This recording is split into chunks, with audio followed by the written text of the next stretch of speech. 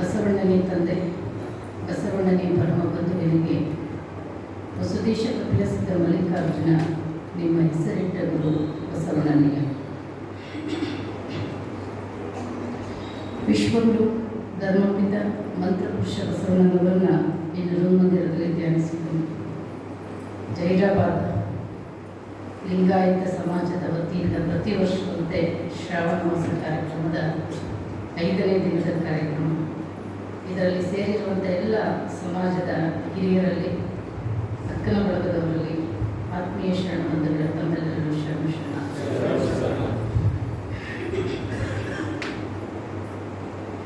ನಿನ್ನೆ ದಿನ ಬಸವಣ್ಣನವರು ಅನುಭವ ಮಂಟಪವನ್ನು ಕಟ್ಟಿದ್ದು ದೇಶದ ಮೂಲೆ ಮೂಲೆಯಿಂದಲೂ ಕೂಡ ಕಲ್ಯಾಣವನ್ನು ಹುಡುಕೊಂಡು ಬಂದರು. ಅದರಲ್ಲಿ ವಿಶೇಷವಾಗಿ ಶೂನ್ಯ ಪೀಠದ ಅಧ್ಯಕ್ಷರಾಗಿರ್ತಕ್ಕಂಥ ಅನುಭವ ಮಂಟಪ ಅಂದರೆ ಅದೊಂದು ಪಾರ್ಲಿಮೆಂಟ್. ಆ ಪಾರ್ಲಿಮೆಂಟಿನ ಸ್ಪೀಕರ್ ಯಾರಾಗಿದ್ದರು ಅಂದರೆ ಅಲ್ಲಮಪ್ರಭುಗಳ. ಅದನ್ನು ಪ್ರತಿನಿತ್ಯ ಆಗು ಹೋಗುಗಳನ್ನು ನಡೆಸ್ತಕ್ಕಂಥ ಕಾರ್ಯದರ್ಶಿ ಯಾರಾಗಿದ್ದರು ಅಂದರೆ ಚನ್ನಬಸವಣ್ಣ.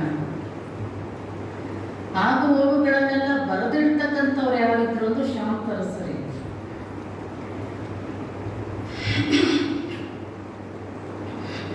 ಅದರಲ್ಲಿ ಒಂದಿಷ್ಟು ಶರಣರ ಜೀವನ ಸ್ವಲ್ಪ ಮಟ್ಟಿಗೆ ನೋಡೋಣ.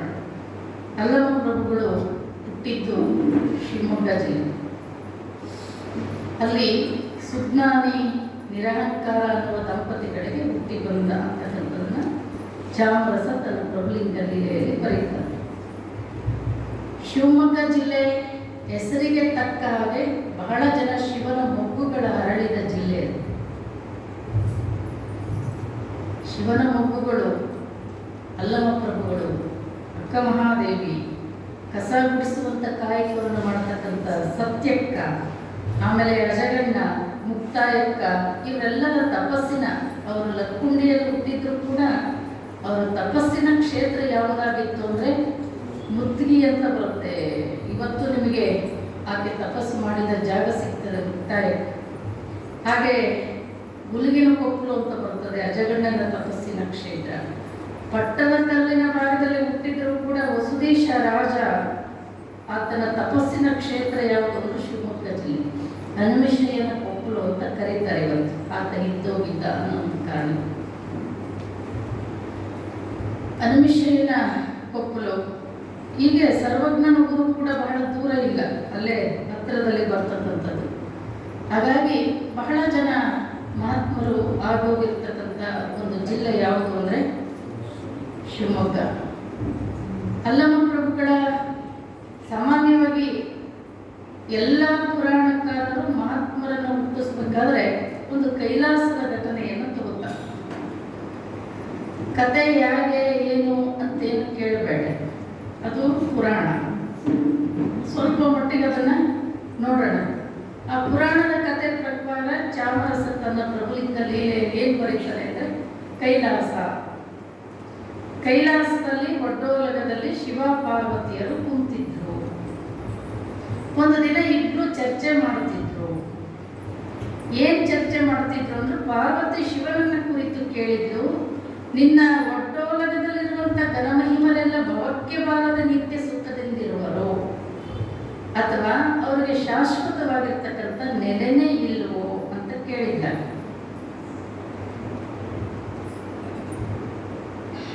ನೆಲೆನೇ ಇಲ್ವೋ ಅಂತ ಕೇಳಿದ ತಕ್ಷಣ ಪ್ರಭುದೇವರು ಹೇಳ್ತಾರೆ, ಶಿವಪ್ಪ ಹೇಳ್ತಾನೆ ಪಾರ್ವತಿಗೆ, ಎಲ್ಲರೂ ಭೂಲೋಕದಲ್ಲಿ ಹುಟ್ಟಿ ನಾಮ ರೂಪ ಕ್ರಿಯೆ ಎಲ್ಲವನ್ನು ಕೂಡ ಗೆಲಿದು ಪರಿಪೂರ್ಣರಾಗಿ ಬಂದಾಗ ಮಾತ್ರ ಅವರಿಗೆ ಶಾಶ್ವತವಾಗಿರ್ತಕ್ಕಂಥ ನೆಲೆ. ಹಾಗಾದ್ರೆ ಅಂಥ ಪರಿಪೂರ್ಣನಾಗಿರ್ತಕ್ಕಂಥ ವ್ಯಕ್ತಿ ಯಾರದರ ಭೂಲೋಕದಲ್ಲಿ ಅಂತ ಪಾರ್ವತಿ ಕೇಳಿದ್ಲು. ಅದಕ್ಕೆ ಶಿವಪ್ಪ ಹೇಳಿದ, ನನ್ನ ನಿಜ ಕಡೆಯ ಅಲ್ಲಮ್ಮ ಇದಾನೆ ಅಂತ ಹೇಳಿದ್ರು. ಅದಕ್ಕೆ ಪಾರ್ವತಿ ಹೇಳಿದ್ದು, ಅವನೇ ನನಗೆ ಗೊತ್ತಿಲ್ಲದಲ್ಲಮ್ಮ ಅಲ್ಲ, ನನ್ನ ಮಾಯೆಯಿಂದ ನಾನು ಎಂಥವರನ್ನೂ ಬಿಟ್ಟಿಲ್ಲ. ಇಂದ್ರ, ಚಂದ್ರ, ಹರಿ, ಕಾಮ, ಕಾಲ, ದೇವ, ದಾನವ, ದಕ್ಷ ಎಲ್ಲರನ್ನೂ ನನ್ನ ಮಾಯೆಯಿಂದ ಸೋಲಿಸಿದ್ದೀನಿ. ಅವನೇ ಮಹಾ ಅಂತ. ಬೇಡ, ನಿನ್ನಿಂದ ಸಾಧ್ಯ ಇಲ್ಲ ಅಂತ ಶ್ಲೋಕ. ಹೆಣ್ಮಕ್ಳು ಗೊತ್ತಲ್ಲ ನಿಮಗೆ, ನಾನು ಸೋಲ್ಸೆತ್ತಿರ್ತೀನಿ ಅಂತ. ನಿನ್ನಿಷ್ಟ ಅಂದ. ಇದು ಕಥೆ ಏನೇ ಆಗಿದ್ರು ಕೂಡ ಎಲ್ಲ ಮಹಾತ್ಮರು ಹೇಳೋದೇನು ಅಂದರೆ, ಇದು ಭೂಮಿ ಏನಿದೆ, ಮರ್ತ್ಯಲೋಕ ಏನಿದೆ, ಇದು ಕರ್ತಾರನ ಕಮ್ಮಟ. ಇಲ್ಲಿ ಸಲ್ಲುವವರು ಅಲ್ಲಿಯೂ ಸಲ್ಲುವರು, ಇಲ್ಲಿ ಸಲ್ಲದವರು ಅಲ್ಲಿಯೂ ಸಲ್ಲರು. ಇದು ಆತನ ಕಾರ್ಯಾಗಾರ, ಆತನ ಟಂಕಶಾಲೆ, ಆತನ ವರ್ಕ್ಶಾಪ್. ಇದು ಇಲ್ಲಿ ಎಲ್ಲ ಇಟ್ಟನೆ ದೇವರು.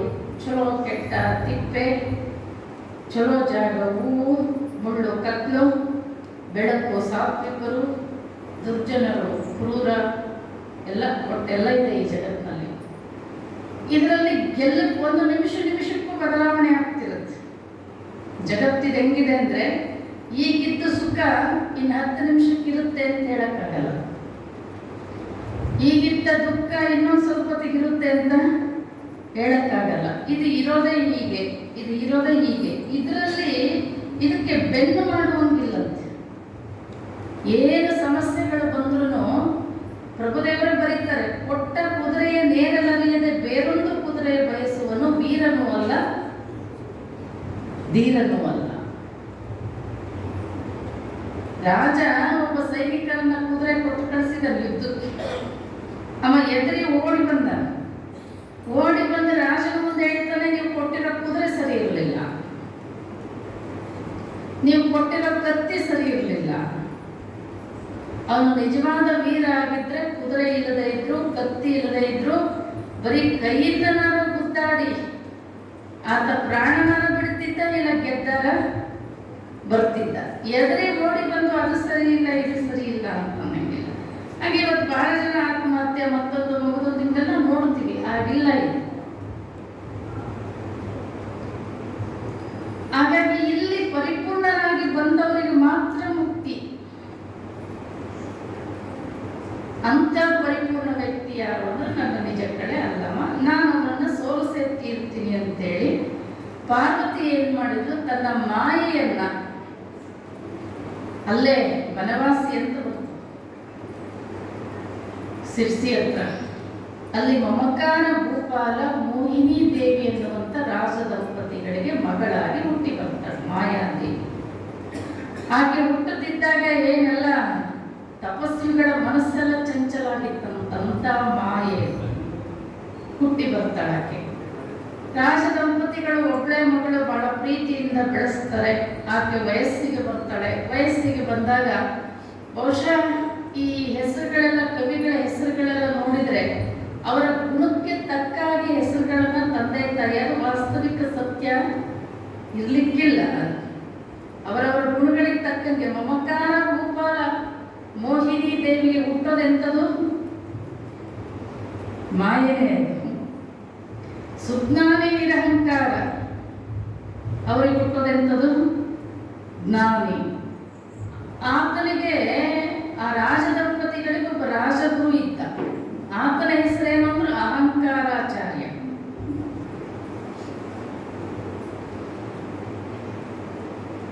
ಪುರಾಣವೆಂಬುದು ಕುಂಡಲ ಗೋಷ್ಠಿ ಅಂತ ಯಾಕೆ ಕರೆದ್ರು ಅಂದ್ರೆ, ಎಲ್ಲರ ಹುಟ್ಟುಗಳು ಪ್ರತಿಯೊಬ್ಬ ಕವಿ ವಾಸ್ತವಿಕ ಸತ್ಯ ಆದ್ರೆ ಒಂದೇ ಇರ್ತದೆ, ಒಂದೇ ಹೆಸರುಗಳಿರ್ತಾವ.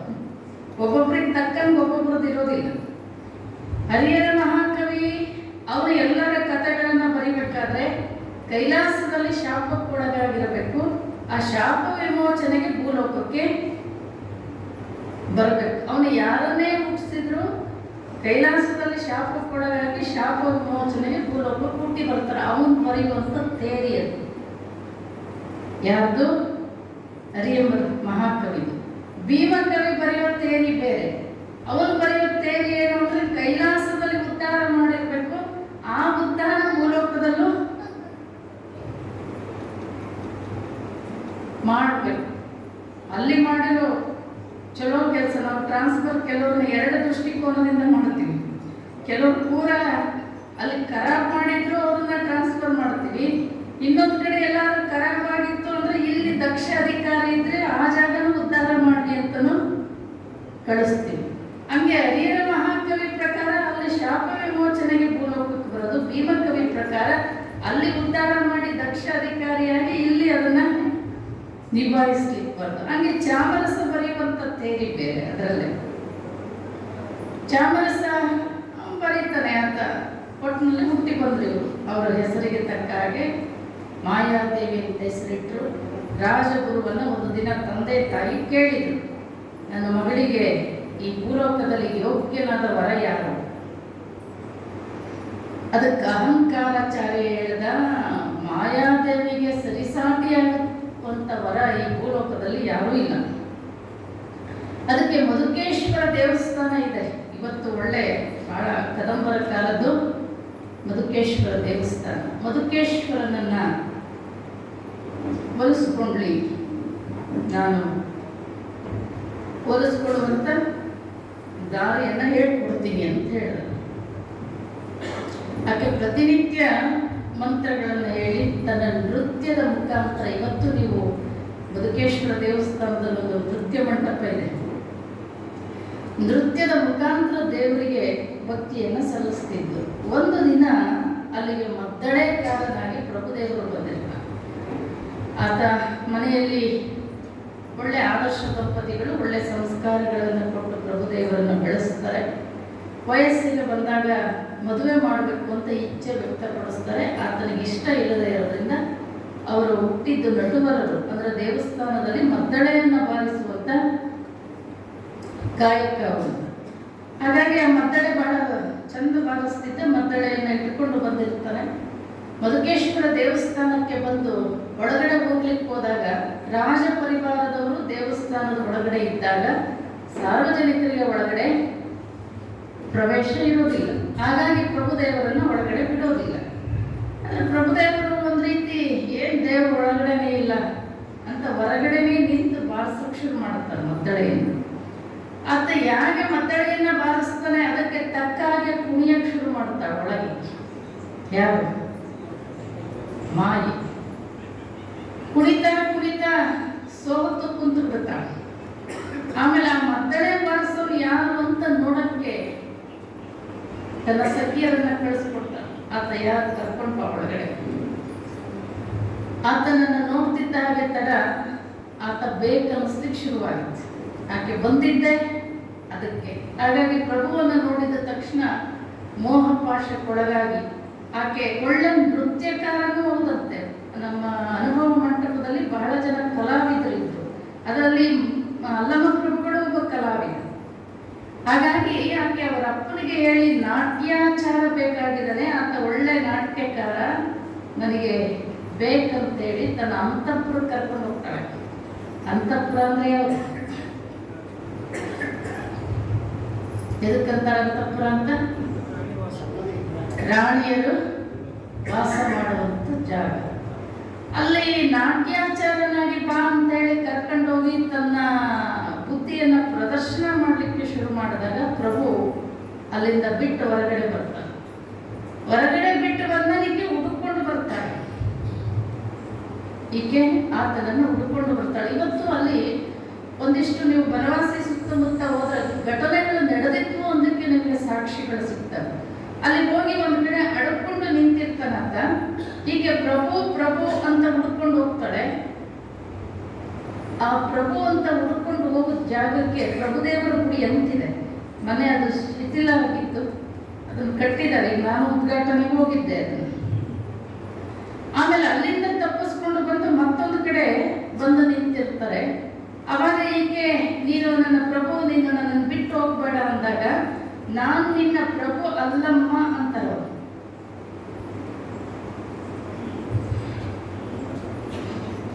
ಅಲ್ಲಮ್ಮ ಪ್ರಭು, ನೀನು ನನ್ನನ್ನ ನನ್ನ ಪ್ರಭು ಅಂತ ಕರಿಬೇಡ, ನಾನು ನಿನ್ನ ಪ್ರಭು ಅಲ್ಲಮ್ಮ. ಅದಕ್ಕೆ ಅಲ್ಲಮ್ಮ ಪ್ರಭು. ಅಲ್ಲಿ ಅಲ್ಲಮ್ಮ ಪ್ರಭು ಗುಡಿನೂ ಅಂತ ಐತೆ, ಪ್ರಭುದೇವರ ಗುಡಿನೂ ಅಂತ ಐತೆ. ಅಲ್ಲಮ್ಮ ಪ್ರಭುದೇವರು, ನಾನು ಪ್ರಭು ಅಲ್ಲ ನನಗೂ ನಿನಗೂ ಯಾವುದೇ ರೀತಿಯ ಸಂಬಂಧ ಇಲ್ಲ, ನೀನು ನನ್ನನ್ನು ಹಾಗೆ ಕರಿಬೇಡ. ಅಲ್ಲಮ್ಮ ಪ್ರಭು, ನಾನು ನಿನ್ನ ಪ್ರಭು ಅಲ್ಲ, ಅಲ್ಲಮ್ಮ ಅಂದಿದ್ದಲ್ಲಮ್ಮ ಪ್ರಭು. ಆಮೇಲೆ ಅವರು ಮಾಯಾಕೋಲಾಹಲ ಆಗಿ ಮತ್ತೊಂದು ಜಾಗದಲ್ಲಿ ಒಂದು ಹಳ್ಳಿಯಲ್ಲಿ ಬಂದು ನಿಂತಿರ್ತಾರಂತೆ. ಅಲ್ಲಿಗೂ ಹುಡ್ಕೊಂಡು ಹೋಗ್ತಾಳಾಕೆ. ಇಲ್ಲಿಗೂ ಬಂದಳಿಕೆ ಅಂತಾರೆ. ಇವತ್ತು ಆ ಊರ ಹೆಸರು ಬಂದಳಿಕೆ. ಇಲ್ಲಿಗೂ ಬಂದಳಿಕೆ, ಅದಕ್ಕೆ ಇವತ್ತು ಆ ಊರ ಹೆಸರು ಬಂದಳಿಕೆ ಅಂತಿದೆ. ಇನ್ನೊಂದು ಕಡೆ ಅವ್ರು ಹೋಗಿರ್ತಾರೆ, ಅಲ್ಲಿಂದ ತಪ್ಪಿಸ್ಕೊಂಡು ಇವತ್ತು ಅದನ್ನ ತೊಗರಸಿ ಅಂತ ಕರೀತಾರೆ. ಒಂದು ಮಲ್ಲಯ್ಯನ ಗುಡ್ಡ ಇದೆ, ಒಳ್ಳೆ ಮಲ್ಲಿಕಾರ್ಜುನ ದೇವಸ್ಥಾನ ಇದೆ, ಯಡಿಯೂರಪ್ಪ ಚಲೋ ಕಟ್ಟಿದ್ದಾನೆ. ತೊಗರಸಿ, ಅದು ತೊಲಗರಸಿ. ಪ್ರಾರಂಭ ಏನಿತ್ತದು? ತೊಲಗರಸಿ. ತೊಲಗರಸಿ ಇದ್ದಿದ್ದನೀಗ ತೊಗರಸಿ ಮಾಡ್ಯಾರ. ನನ್ನನ್ನು ಬಿಟ್ಟು ಹೋಗಬೇಡ, ನಾನು ಮಾಯೆ, ನಾನು ಎಂಥವ್ರನ್ನು ಬಿಟ್ಟಿಲ್ಲ. ಪ್ರಭುದೇವರು ಮುಂದೆ ಹೇಳ್ತಾರೆ, ನಿನ್ನನ್ನು ಯಾರು ಈ ರೀತಿ ಆಟ ಆಡಿಸ್ತಾರೆ ನನಗೆ ಗೊತ್ತು, ಅದು ನನ್ನಿಂದ ಸಾಧ್ಯ ಇಲ್ಲ ಅಂತೇಳಿ ಆತ ಮಾಯಾ ಕೋಲಾಹಲನಾಗಿ ಹೊರಗಡೆ ಬರ್ತಾನೆ ಪ್ರಭುದೇವ. ಮ್ಯಾಲ್ ಪಾರ್ವತಿ ಅಳುತ್ತಾ ಕುತ್ಕೊಂಡ್ರಂತ, ನಾನೇನು ಸೋಲಿಸ್ಲಿಕ್ಕೆ ಕಲಿಸಿದ್ದೆ ಅದು ನನ್ನಿಂದ ಸಾಧ್ಯ ಆಗಲಿಲ್ಲ ಅಂತ. ಅವಾಗ ಶಿವಪ್ಪ ಹೇಳಿದ್ದಂತೆ ಪಾರ್ವತಿಗೆ, ನಾನು ಹೇಳಿಲ್ಲ, ಹೋಗ್ಲಿ, ನಿನಗೆ ಅವನನ್ನು ಸೋಲಿಸ್ಲೇಬೇಕು ಅಂತ ನಿನಗೇನಾದರೂ ಇಚ್ಛೆ ಇದ್ರೆ ಅದು ನಿನ್ನ ತಾಮಸ ಕಳೆಯಿಂದ ಸಾಧ್ಯ ಇಲ್ಲ, ನಿನ್ನ ಸಾತ್ವಿಕ ಕಳೆಯಿಂದ ಕಳಿಸ್ಕೊಡು ಅಂತೇಳಿ. ಆ ಸಾತ್ವಿಕ ಕಳೆನೇ ಅಲ್ಲೇ ಬಳ್ಳಿಗಾವಿ ಪಕ್ಕದಲ್ಲೇ ಉಡುತಡಿಯಲ್ಲಿ ಹುಟ್ಟಿ ಬರ್ತಾರೆ. ಮುಂದೆ ಅನುಭವ ಮಂಟಪದಲ್ಲಿ ಚರ್ಚೆ ಆಗುತ್ತೆ, ಪ್ರಭುದೇವರು ಸೋಲ್ತಾರೆ, ಅಕ್ಕ ಮಹಾದೇವಿ ಗೆಲ್ಲುತ್ತಾಳೆ. ಈ ಕಾರಣ ಹುಟ್ಟಿ ಬಂದರು ಅಂತ ಚಾಮರಸ ಪ್ರಭುಲಿಂಗ ಲೀಲೆಯಲ್ಲಿ ಬರೀತಾನೆ. ಈ ಕಥೆ ಏನೇ ಆಗಿದ್ರು ಕೂಡ ಒಟ್ಟಿನಲ್ಲಿ ಪ್ರಭುದೇವರು ಹುಟ್ಟಿ ಬಂದರು, ಮದುವೆ ಮಾಡಬೇಕು ಅಂತ ವ್ಯಕ್ತಪಡಿಸಿದಾಗ ಅಲ್ಲಿಂದ ಬಿಟ್ಟು ಬರ್ತಾರೆ, ಮಾಯೆಯಿಂದನೂ ತಪ್ಪಿಸ್ಕೊಂಡು ಬರ್ತಾರೆ. ಆಮೇಲೆ ಬಹಳ ಜನ ಸಿದ್ಧಿ ಪುರುಷರನ್ನ, ಮಹಾತ್ಮರನ್ನ, ಗುರುಗಳನ್ನ, ಅಷ್ಟಮಾದ ಸಿದ್ಧಿಗಳನ್ನು ಪಡೆದಿರ್ತಕ್ಕಂಥವ್ರನ್ನ ಎಲ್ಲರನ್ನೂ ಹುಡ್ಕೊಂಡು ಹೋಗ್ತಾರೆ. ಎಲ್ಲ ಕಡೆ ಹಲವಾರು ರೀತಿಯ ಸಿದ್ಧಿಗಳನ್ನು ಪಡ್ಕೊಳ್ತಾರೆ ಪ್ರಭುದೇವರು. ಹಲವಾರು ರೀತಿಯ ವ್ಯೋಮಕಾಯ ಸಿದ್ಧಿ ಅಂತ ಕರೀತಾರೆ. ವ್ಯೋಮಕಾಯ ಸಿದ್ಧಿ ಅಂದ್ರೆ ಅದು ಬಯಲುಕಾಯ ಸಿದ್ಧಿ. ಈ ಶರೀರ ಕಂಡಂಗೂ ಕಾಣಬಹುದು, ಕಾಣಲಾರ್ದಂಗೂ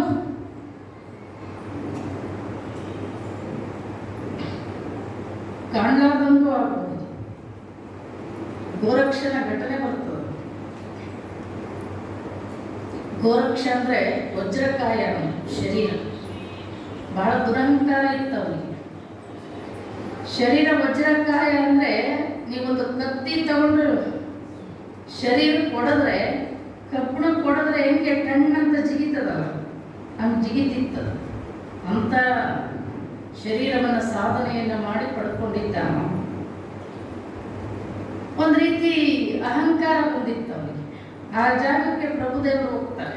ಪ್ರಭುದೇವರು ಹೋಗಿ ಅವನದೇ ಆದ ಒಂದು ಸಿಂಹಾಸನ, ತನ್ನದೇ ಆದ ಶಿಷ್ಯರು, ತನಗೆ ಒಂದಿಷ್ಟು ಅಹಂಕಾರ ಬೇರೆ ಇತ್ತು, ನನ್ನನ್ನು ಮೀರಿಸೋರು ಯಾರು ಇಲ್ಲ ಅಂತ ಆ ಜಾಗಕ್ಕೆ ಬಂದಾಗ ಪ್ರಭುದೇವರು ಏನು ಮಾಡ್ತಾರಂತೆ, ಹೋಗಿ ಆತ ಕೂಡುವಂತ ಎಲ್ಲ ಮಠಮಾನ್ಯಗಳಲ್ಲೊಂದು ಸಿಂಹಾಸನ ಅಥವಾ ಪೀಠ ಅಂತ ಏನು ಇಟ್ಕೊಂಡಿರ್ತಾರೆ, ಹೋಗಿ ಆ ಪೀಠದ ಮೇಲೆ ಕುತ್ಕೊಂಡ್ಬಿಟ್ಟು ಮತ್ತೆ ಸಿಟ್ಟೆಂಗೆ ಬರ್ತದೆ ಅವ್ರ ಶಿಷ್ಯರಿಗೆ. ಅವರೆಲ್ಲ ಯಾವನೊಬ್ಬ ಬೈರಾಗಿ ಬಂದ ನೀರು ಕುತ್ಕೊಳ್ಳೋ ಜಾಗದಲ್ಲಿ ಕುಂತಾನೆ, ಬಹಳ ಸಿಟ್ಟಿಂದ ಬರ್ತಾನೆ, ವಾಗ್ವಾದ ನಡೀತದೆ. ನಾನೆಂಥ ಸಿದ್ಧಿ ಪಡೆದಿದ್ದು ಗೊತ್ತಾ ಅಂತ ಅಹಂಕಾರದಿಂದ ನಗ್ತಾನೆ. ಏನು ಸಿದ್ಧಿ ಪಡೆದಿದೆಯಾ ಅಂತ ಪ್ರಭುದೇವರು ಕೇಳ್ತಾನೆ. ಆಗ ವಜ್ರಕಾಯನಾಗಿರ್ತಕ್ಕಂಥ ಗೋರಕ್ಷ ಒಂದು ಕತ್ತಿಯನ್ನು ಪ್ರಭುದೇವರು ಕೈಯಲ್ಲಿ ಕೊಡ್ತಾನೆ, ತಗೋ ಹೊಡಿ ನನ್ನ ಶರೀರಕ್ಕೆ. ಪ್ರಭುದೇವರು ಕತ್ತಿ ತಗೊಂಡವನಿಗೆ ಪ್ರಹಾರ ಮಾಡ್ತಾರೆ, ಹೊಡಿತಾರೆ. ಹೊಡೆದ ತಕ್ಷಣ ಅದು ಟಣ್ಣಂತ ಜಿಗಿತಿರುತ್ತೆ. ಯಾವಾಗ ಟಣ್ಣಂತ ಜಿಗಿತಿರುತ್ತೆ ಅಹಂಕಾರದಿಂದ ನಗ್ತಾನೆ, ನೋಡು ಎದೆ ಉಬ್ಬಿಸಿ ನಾನು ಎಂಥ ಸಿದ್ಧಿ ಪಡ್ಕೊಂಡಿದ್ದೀನಿ. ಅವಾಗ ಪ್ರಭುದೇವರು ಏನು ಮಾಡ್ತಾರೆ, ಗೋರಕ್ಷನ ಕೈ ಕೊಡ್ತಾರೆ ಕತ್ತಿ, ತಗೋ ನನ್ನ ಶರೀರ ಕೊಡಿ. ಇವ ಅಂತ ಸತ್ತಿ ಹೋಗಂದವ ಏನಿಲ್ಲ, ಮೊದಲ ಶರೀರದಲ್ಲಿ ಬೇಡ ಹೋಗು ಅಂದ. ನೀ ಯಾಕೆ ತಲೆ ಕೆಡಿಸ್ಕೊತಿ, ಹೊಡಿ ಅಂದ. ಆ ಕತ್ತಿಯನ್ನು ತಗೊಂಡು ಪ್ರಭುದೇವರಿಗೆ ಬೀಸಿದ್ರೆ ಬಯಲಲ್ಲಿ ಹೆಂಗ್ ಪಾಸ್ ಆಗುತ್ತಲ್ಲ, ಹಂಗೆ ಪಾಸ್ ಆಗ್ತಿತ್ತು ಅವನು ಶರೀರದಲ್ಲಿ. ಆವಾಗ ಅವನು ಪಶ್ಚಾತ್ತಾಪದಿಂದ ಶರಣಾಗತಿ ಆಗ್ತಾನೆ. ಬರೀ ಇದೇ ಜೀವನ ಅಲ್ಲ, ಸತ್ಯ ಏನು ಅಂತಕ್ಕಂಥದ್ದನ್ನ ಮಾರ್ಗದರ್ಶನ ಮಾಡ್ತಾರೆ. ಪ್ರಭುದೇವರ ಜೀವನದಲ್ಲಿ ಬರ್ತಕ್ಕಂಥ ಶಿಷ್ಯರಲ್ಲಿ ಗೋರಕ್ಷನು ಒಬ್ಬ. ಅನೇಕ ಸಿದ್ಧಿ ಪುರುಷರ ಕಡೆ ಹೋಗ್ತಾರೆ, ಸಾಕಷ್ಟು ಸಿದ್ಧಿಗಳನ್ನು ಪಡ್ಕೊಳ್ತಾರೆ, ಆದರೆ ಅದು ಯಾವುದೂ ಕೂಡ ಶಾಂತಿ ನೆಮ್ಮದಿಯನ್ನು ಕೊಡೋದಿಲ್ಲ ಪ್ರಭುದೇವರಿಗೆ. ಸಿದ್ಧಿಗಳು ಯಾವುವು? ಆಗುವಿದ್ದೆ ಕಲಿತರೇನು ಸಾವನಿಲಿಸ ಬಲ್ಲಿರ, ಆಸನವನ್ನು ತೊರೆದರೇನು ವ್ಯಸನ ಬಿಟ್ಟು ಇರದಿರ, ಉಸಿರ ಹಿಡಿದರೇನು ಉಸಿರ ಕಟ್ಟಳಿ ಅಕ್ಕ ಮಹಾದೇವಿ ಕೇಳ್ತಾಳೆ. ಹಾಗಾಗಿ ಅದು ಯಾವುದೂ ಕೂಡ ಶಾಂತಿ ನೆಮ್ಮದಿಯನ್ನು ಮನಸ್ಸಿನಲ್ಲಿ ಏನೋ ಬಹಳ ಜನ ಗುರುಗಳನ್ನ ಪ್ರಶ್ನೆ ಕೇಳ್ತಿದ್ರು. ಪಾಪ ಅವ್ರಿಗೆ ಎಷ್ಟು ಗೊತ್ತಿದೆಯೋ ಅಷ್ಟು ಮಾತ್ರ ಅವರು ನಮಗೆ ನೀ ಇನ್ನೂ ಮುಂದೆ ಹುಡ್ಕೊಂಡು ಹೋಗಪ್ಪ, ನಮ್ಗೆ ಗೊತ್ತಿರೋದು ಇಷ್ಟೇ. ಆ ಒಂದು ಗೊಂದಲದಲ್ಲಿ, ಆ ಪರಿಪೂರ್ಣತೆ ಇಲ್ಲದೆ ಒಂದು ರೀತಿಯಲ್ಲಿ ದಾರಿಯಲ್ಲಿ ಬರ್ತಾ ಇರಬೇಕಾದ್ರೆ ಒಂದು ಕಡೆ ಒಂದು ಮರದ ನೆರಳು, ಅದರ ಮೇಲೆ ಒಂದು ದಿಬ್ಬ ಇತ್ತು. ಆ ದಿಬ್ಬದ ಮೇಲೆ ಹೋಗಿ ಕುತ್ಕೊಂಡಿರ್ತಾರೆ. ಈ ಖಾಲಿ ಕುಂತಾಗ ಏನಾದ್ರು ಮಾಡ್ತಿರ್ತೀವಲ್ಲ, ಕುತ್ಕೊಂಡು ಕೈಯಾಡಿಸ್ತಿರ್ತೀವಿ, ಹಂಗೆ ಒಂದಿಷ್ಟು ಮಣ್ಣನ್ನು ಚಿಮ್ತಾ ಕುತ್ಕೊಂಡಿರ್ತಾರೆ. ಸಣ್ಣದಾಗ ಒಂದು ಕಳಸ ಕಾಣುತ್ತೆ. ಕಳಸ ಕಂಡ ತಕ್ಷಣ ಬಹಳ ಕುತೂಹಲದಿಂದ ಇಲ್ಲಿ ಯಾಕೆ ಕಳಸ ಇದೆ ಅಂತ ಹಂಗೆ ಅದನ್ನ ತೆಗಿತಾ ಹೋಗ್ತಾರೆ. ಅಲ್ಲೊಂದು ಸಣ್ಣ ಕಿಂಡಿ ಕಾಣುತ್ತೆ, ಗವಿ ಕಾಣುತ್ತೆ. ಎಲ್ಲ ತೆಗೆದು ಒಳಗಡೆ ನೋಡಿದ್ರೆ ಒಬ್ಬ ಶಿವಯೋಗಿ ಒಳಗಡೆ ಕೂತಿದ್ದ. ಆತನ ಹೆಸರು ನಾವು ಅನಿಮಿಷಯ್ಯ. ಅಂದ್ರೆ ಅವನು ಅನಿಮಿಷ ನೇತ್ರದಿಂದ ಲಿಂಗವನ್ನ ನೋಡ್ತಾ ಕೂತಿದ್ದ. ಆತ ತ್ರೈಲೋಕ್ಯ ಚೂಡಾಮಣಿ ಎನ್ನುವಂತ ಒಬ್ಬ ರಾಜ, ಪಟ್ಟದ ಕಲ್ಲಿನ ರಾಜ. ಆ ರಾಜನ ಮಗ ವಸುದೀಶ ಅಂತ. ಆತ ಒಂದು ಸರಿ ಮೊದಲೆಲ್ಲ ಬೇಟೆ ಆಡುವಂಥದ್ದು, ಮನುಷ್ಯರ ಸಂಖ್ಯೆ ಕಮ್ಮಿ ಇತ್ತು, ಪ್ರಾಣಿಗಳ ಸಂಖ್ಯೆ ಜಾಸ್ತಿ ಇತ್ತು. ಹಾಗಾಗಿ ಎಲ್ಲಾದ್ರೂ ಪ್ರಾಣಿಗಳ ಸಂಖ್ಯೆ ಜಾಸ್ತಿ ಆದಾಗ ರಾಜರನ್ನು ಹೋಗಿ ಆ ಊರು ಗ್ರಾಮದವರು ಬೇಡ್ಕೊತಿದ್ರು. ಹೋಗಿ ಬೇಟೆ ಆಡಿ ಪ್ರಾಣಿಗಳನ್ನ ಒಂದು ಸಾರಿ ಹೀಗೆ ಬೇಟೆ ಆಡ್ಲಿಕ್ಕೆ ಹೋಗಿರ್ತಾನೆ ವಸುದೀಶ. ಆತನದ ನೇಮ ಇಟ್ಕೊಂಡಿರ್ತಾನೆ. ಏನು ನೇಮ ಇಟ್ಕೊಂಡಿರ್ತಾನೆ ಅಂದ್ರೆ, ಲಿಂಗ ದರ್ಶನ ಇಲ್ಲದೆ ನಾನು ಊಟ ಮಾಡಬಾರದು ಅಂತ. ಆತ ಬೇಟೆ ಆಡ್ಲಿಕ್ಕೆ ಹೋದಾಗ ಒಂದು ರೀತಿ ದಾರಿ ತಪ್ಪಿ ಬಿಡುತ್ತೆ, ಹೊಟ್ಟೆ ಹಸ್ತಿರುತ್ತೆ, ಊಟ ಮಾಡಬೇಕು. ಎಲ್ಲಿ ಹುಡುಕಿದ್ರು ಲಿಂಗ ಸಿಗೋದಿಲ್ಲ. ಎಲ್ಲಿ ಹುಡುಕಿದ್ರು ಪೂರ ಬಳಲು ಬಿಟ್ಟಿರ್ತಾನೆ. ಹುಡುಕ್ತಾ ಹುಡುಕ್ತಾ ಬರ್ತಾ ಇರ್ಬೇಕಾದ್ರೆ ಒಂದು 3-4 ಜನ ವಿಭೂತಿ ಹಚ್ಕೊಂಡು ಮಂತ್ರ ಹೇಳ್ತಾ ದಾರಿಯಲ್ಲಿ ಹೋಗ್ತಾ ಇದ್ರು, ಭಜನೆ ಮಾಡ್ಕೊಂತ. ಇವನು ಆಶ್ಚರ್ಯದಿಂದ ಕೇಳ್ದ, ಎಲ್ಲಿಂದ ಬರ್ತಾ ಇದ್ದಾರೆ, ಏನದು ಕೊರಳಲ್ಲಿ ಕಟ್ಟಿರೋದು? ಅಲ್ಲಿ ಅಪ್ಪ ಬಸವಣ್ಣವ್ರು ಬಂದಿದ್ದಾರೆ, ನಮಗೆಲ್ಲ ಲಿಂಗಧಾರಣೆ ಮಾಡಿದ್ರು ಅಂತ ಹೇಳಿದ್ದರು. ಅವಾಗ ಈತ ಹುಡುಕೊಂಡು ಬರ್ತಾನೆ. ಬಸವಣ್ಣವ್ರು ಕೂತಿದ್ರು, ಎಲ್ಲರೂ ಲಿಂಗಧಾರಣೆ ಮಾಡಿಕೊಳ್ಳೋ ಜೊತೆ ತಾನೂ ಕೂಡ ಲಿಂಗಧಾರಣೆಯನ್ನು ಮಾಡಿಕೊಳ್ತಾರೆ. ಮಾಡಿಕೊಂಡು ಶಿವಯೋಗವನ್ನು ಮಾಡ್ತಕ್ಕಂಥದ್ದು, ದೇವರನ್ನು ಒಲಿಸ್ಕೊಳ್ಳುವಂಥ ಒಂದು ರೀತಿಯನ್ನ ಬಸವಣ್ಣನಿಂದ ತಿಳ್ಕೊಂಡು ವಾಪಸ್ ತನ್ನ ರಾಜ್ಯಕ್ಕೆ ಬಂದು ಆ ರಾಜ್ಯ, ಸಿಂಹಾಸನ, ಅಧಿಕಾರ ಯಾವುದೂ ಆತನಿಗೆ ಬೇಡ ಅನಿಸ್ತು. ಆತ ಶಿವಯೋಗ ಸಾಧನೆಯಲ್ಲಿ ನಾನು ಮಗ್ನರಾಗಬೇಕು ಅಂತ ಅನಿಸ್ತದೆ. ಅದಕ್ಕೆ ಯೋಗ್ಯ ಸ್ಥಳ ಅಂದ್ರೆ ಬಹುಶಃ ಮಲೆನಾಡದು, ಬಹಳ ಸುಂದರವಾಗಿರ್ತಕ್ಕಂಥ ನಿಸರ್ಗ. ಹಾಗಾಗಿ ಆ ಜಾಗಕ್ಕೆ ಹೋಗಿ ಒಂದು ಸಣ್ಣ ಗವಿಯನ್ನು ಕಟ್ಟಿಸ್ಕೊಂಡು ಅದರೊಳಗೆ ಆತ ಶಿವಯೋಗದಲ್ಲಿ ಕೂತಿರ್ತಾನೆ. ಅಂತ ಒಂದು ಗವಿ ಬಹುಶಃ ನಾವು ಈ ವಾಲ್ಮೀಕಿ ಅಂತ ಕರಿತೀವಿ. ಅವನ ಮೊದಲನೇ ಹೆಸರು ರತ್ನಾಕರ. ಅವನ ಸುತ್ತ ಏನ್ ಬೆಳೆದಿತ್ತು? ಹುತ್ತ. ಹಂಗೆ ಈತನಿಗೆ ಅದು ಬೆಳಕೊಂಡು ನಾವು ಯಡಿಯೂರು ಸಿದ್ಧಲಿಂಗೇಶ್ವರ ಎಲ್ಲ ನೋಡ್ತಿರಲ್ಲ ನೀವು, ಹಂಗೆ ಅದು ಮುಚ್ಚಿ ಹೋಗಿರ್ತದೆ ಬಹಳ ದಿವಸದಿಂದ. ಪ್ರಭುದೇವರಿಗೆ ಸಿಗ್ತದೆ. ಅವರಿಗೆ ಏನು ಕಾಣಬಾರದ ವಸ್ತು ಕೈಗೆ ಸಿಕ್ಕಿತ್ತು. ಒಂದು ರೀತಿ ಬಡವ ನಿಧಾನವ ನೆಡಹಿ ಕಂಡದ, ಬಯಸುವ ಬೈಕೆ ಕೈ ಸಾರಿದಂತೆ, ಬಡವ ನಿಧಾನವ ನೆಡೆದುಕೊಂಡಂತೆ, ಮಣ್ಣ ಮರೆಯ ದೇಗುಲಗಳು ಒಂದು ಮಾಣಿಕ್ಯವ ಕಂಡ ಬಳಿಕ ಇನ್ನು ಮುಂದಿನ ತಪ್ಪದೆ ಗುರೇಶ್ವರ ಅಂತಾರೆ. ಅಂತ ಒಂದು ಒಳಗಡೆ ಅದು ಕಾಣಬಾರದ ಕಾಯ, ನೋಡಬಾರದ ತೇಜ, ಉಪಮಿಸಬಾರದ ನಿಲುವು ಕಂಡು ಸಾಷ್ಟಾಂಗ ನಮಸ್ಕಾರ ಆಗ್ತಾನೆ. ಎದ್ದು ಕುತ್ಕೊಂಡು ನೋಡ್ತಾ ಕುತ್ಕೊಳ್ತಾನೆ. ಕಣ್ಣ ಸನ್ನೆ ಮುಖಾಂತರ ಪ್ರಭುದೇವರನ್ನ ಕರೀತಾರೆ. ಕರೆದಾಗ, ನಾನು ನಿನಗೋಸ್ಕರನೇ ಕಾದಿದ್ದೆ, ತಗೋ ಈ ಲಿಂಗನ. ನಾನು ಬೇರೆ ಅಲ್ಲ, ನೀನು ಬೇರೆ ಅಲ್ಲ. ಮತ್ತೆ ಗುರು ಶಿಷ್ಯ ಇವೆಲ್ಲ ಭ್ರಮೆ ಯಾವುದು ಬೇಡ. ಒಬ್ಬ ಗುರು ತನ್ನ ಶಿಷ್ಯನಿಗೆ 3 ರೀತಿಯಲ್ಲಿ ಅನುಗ್ರಹಿಸ್ತಾನಂತೆ. ಒಂದು ಹಸ್ತಮಸ್ತಕ ಸಂಯೋಗದಿಂದ, ಮತ್ತೆ ದೃಷ್ಟಿ ಮಾತ್ರದಿಂದ, ಮತ್ತೆ ಸಂಕಲ್ಪ ಮಾತ್ರದಿಂದ. ದೃಷ್ಟಿ ಮಾತ್ರದಿಂದನೇ ಅನಿಮಿಷಯ್ಯ ಪ್ರಭುದೇವರಿಗೆ ಆ ಲಿಂಗವನ್ನು ಮುಟ್ಟಿದ್ದೇ ತಡ, ಅವರ ದೃಷ್ಟಿ ಬೀರಿದ್ದೇ ತಡ ಎಲ್ಲ ತನ್ನಂತೆ ಮಾಡಿದ ಶ್ರೀ ಗುರು. ಅಯ್ಯ, ಗುರು ಶಿಷ್ಯರ ಸಂಬಂಧ ಭ್ರಮರಕೀಟ ನ್ಯಾಯದಂತೆ ಅಂತ ಬರೀತಾರೆ ಪ್ರಭುದೇವರು. ನಮ್ಮ ಕಡೆ ಒಂದು ಗೂಡು ಕಟ್ತಾವ, ಮಣ್ಣಿನ ಗೂಡು.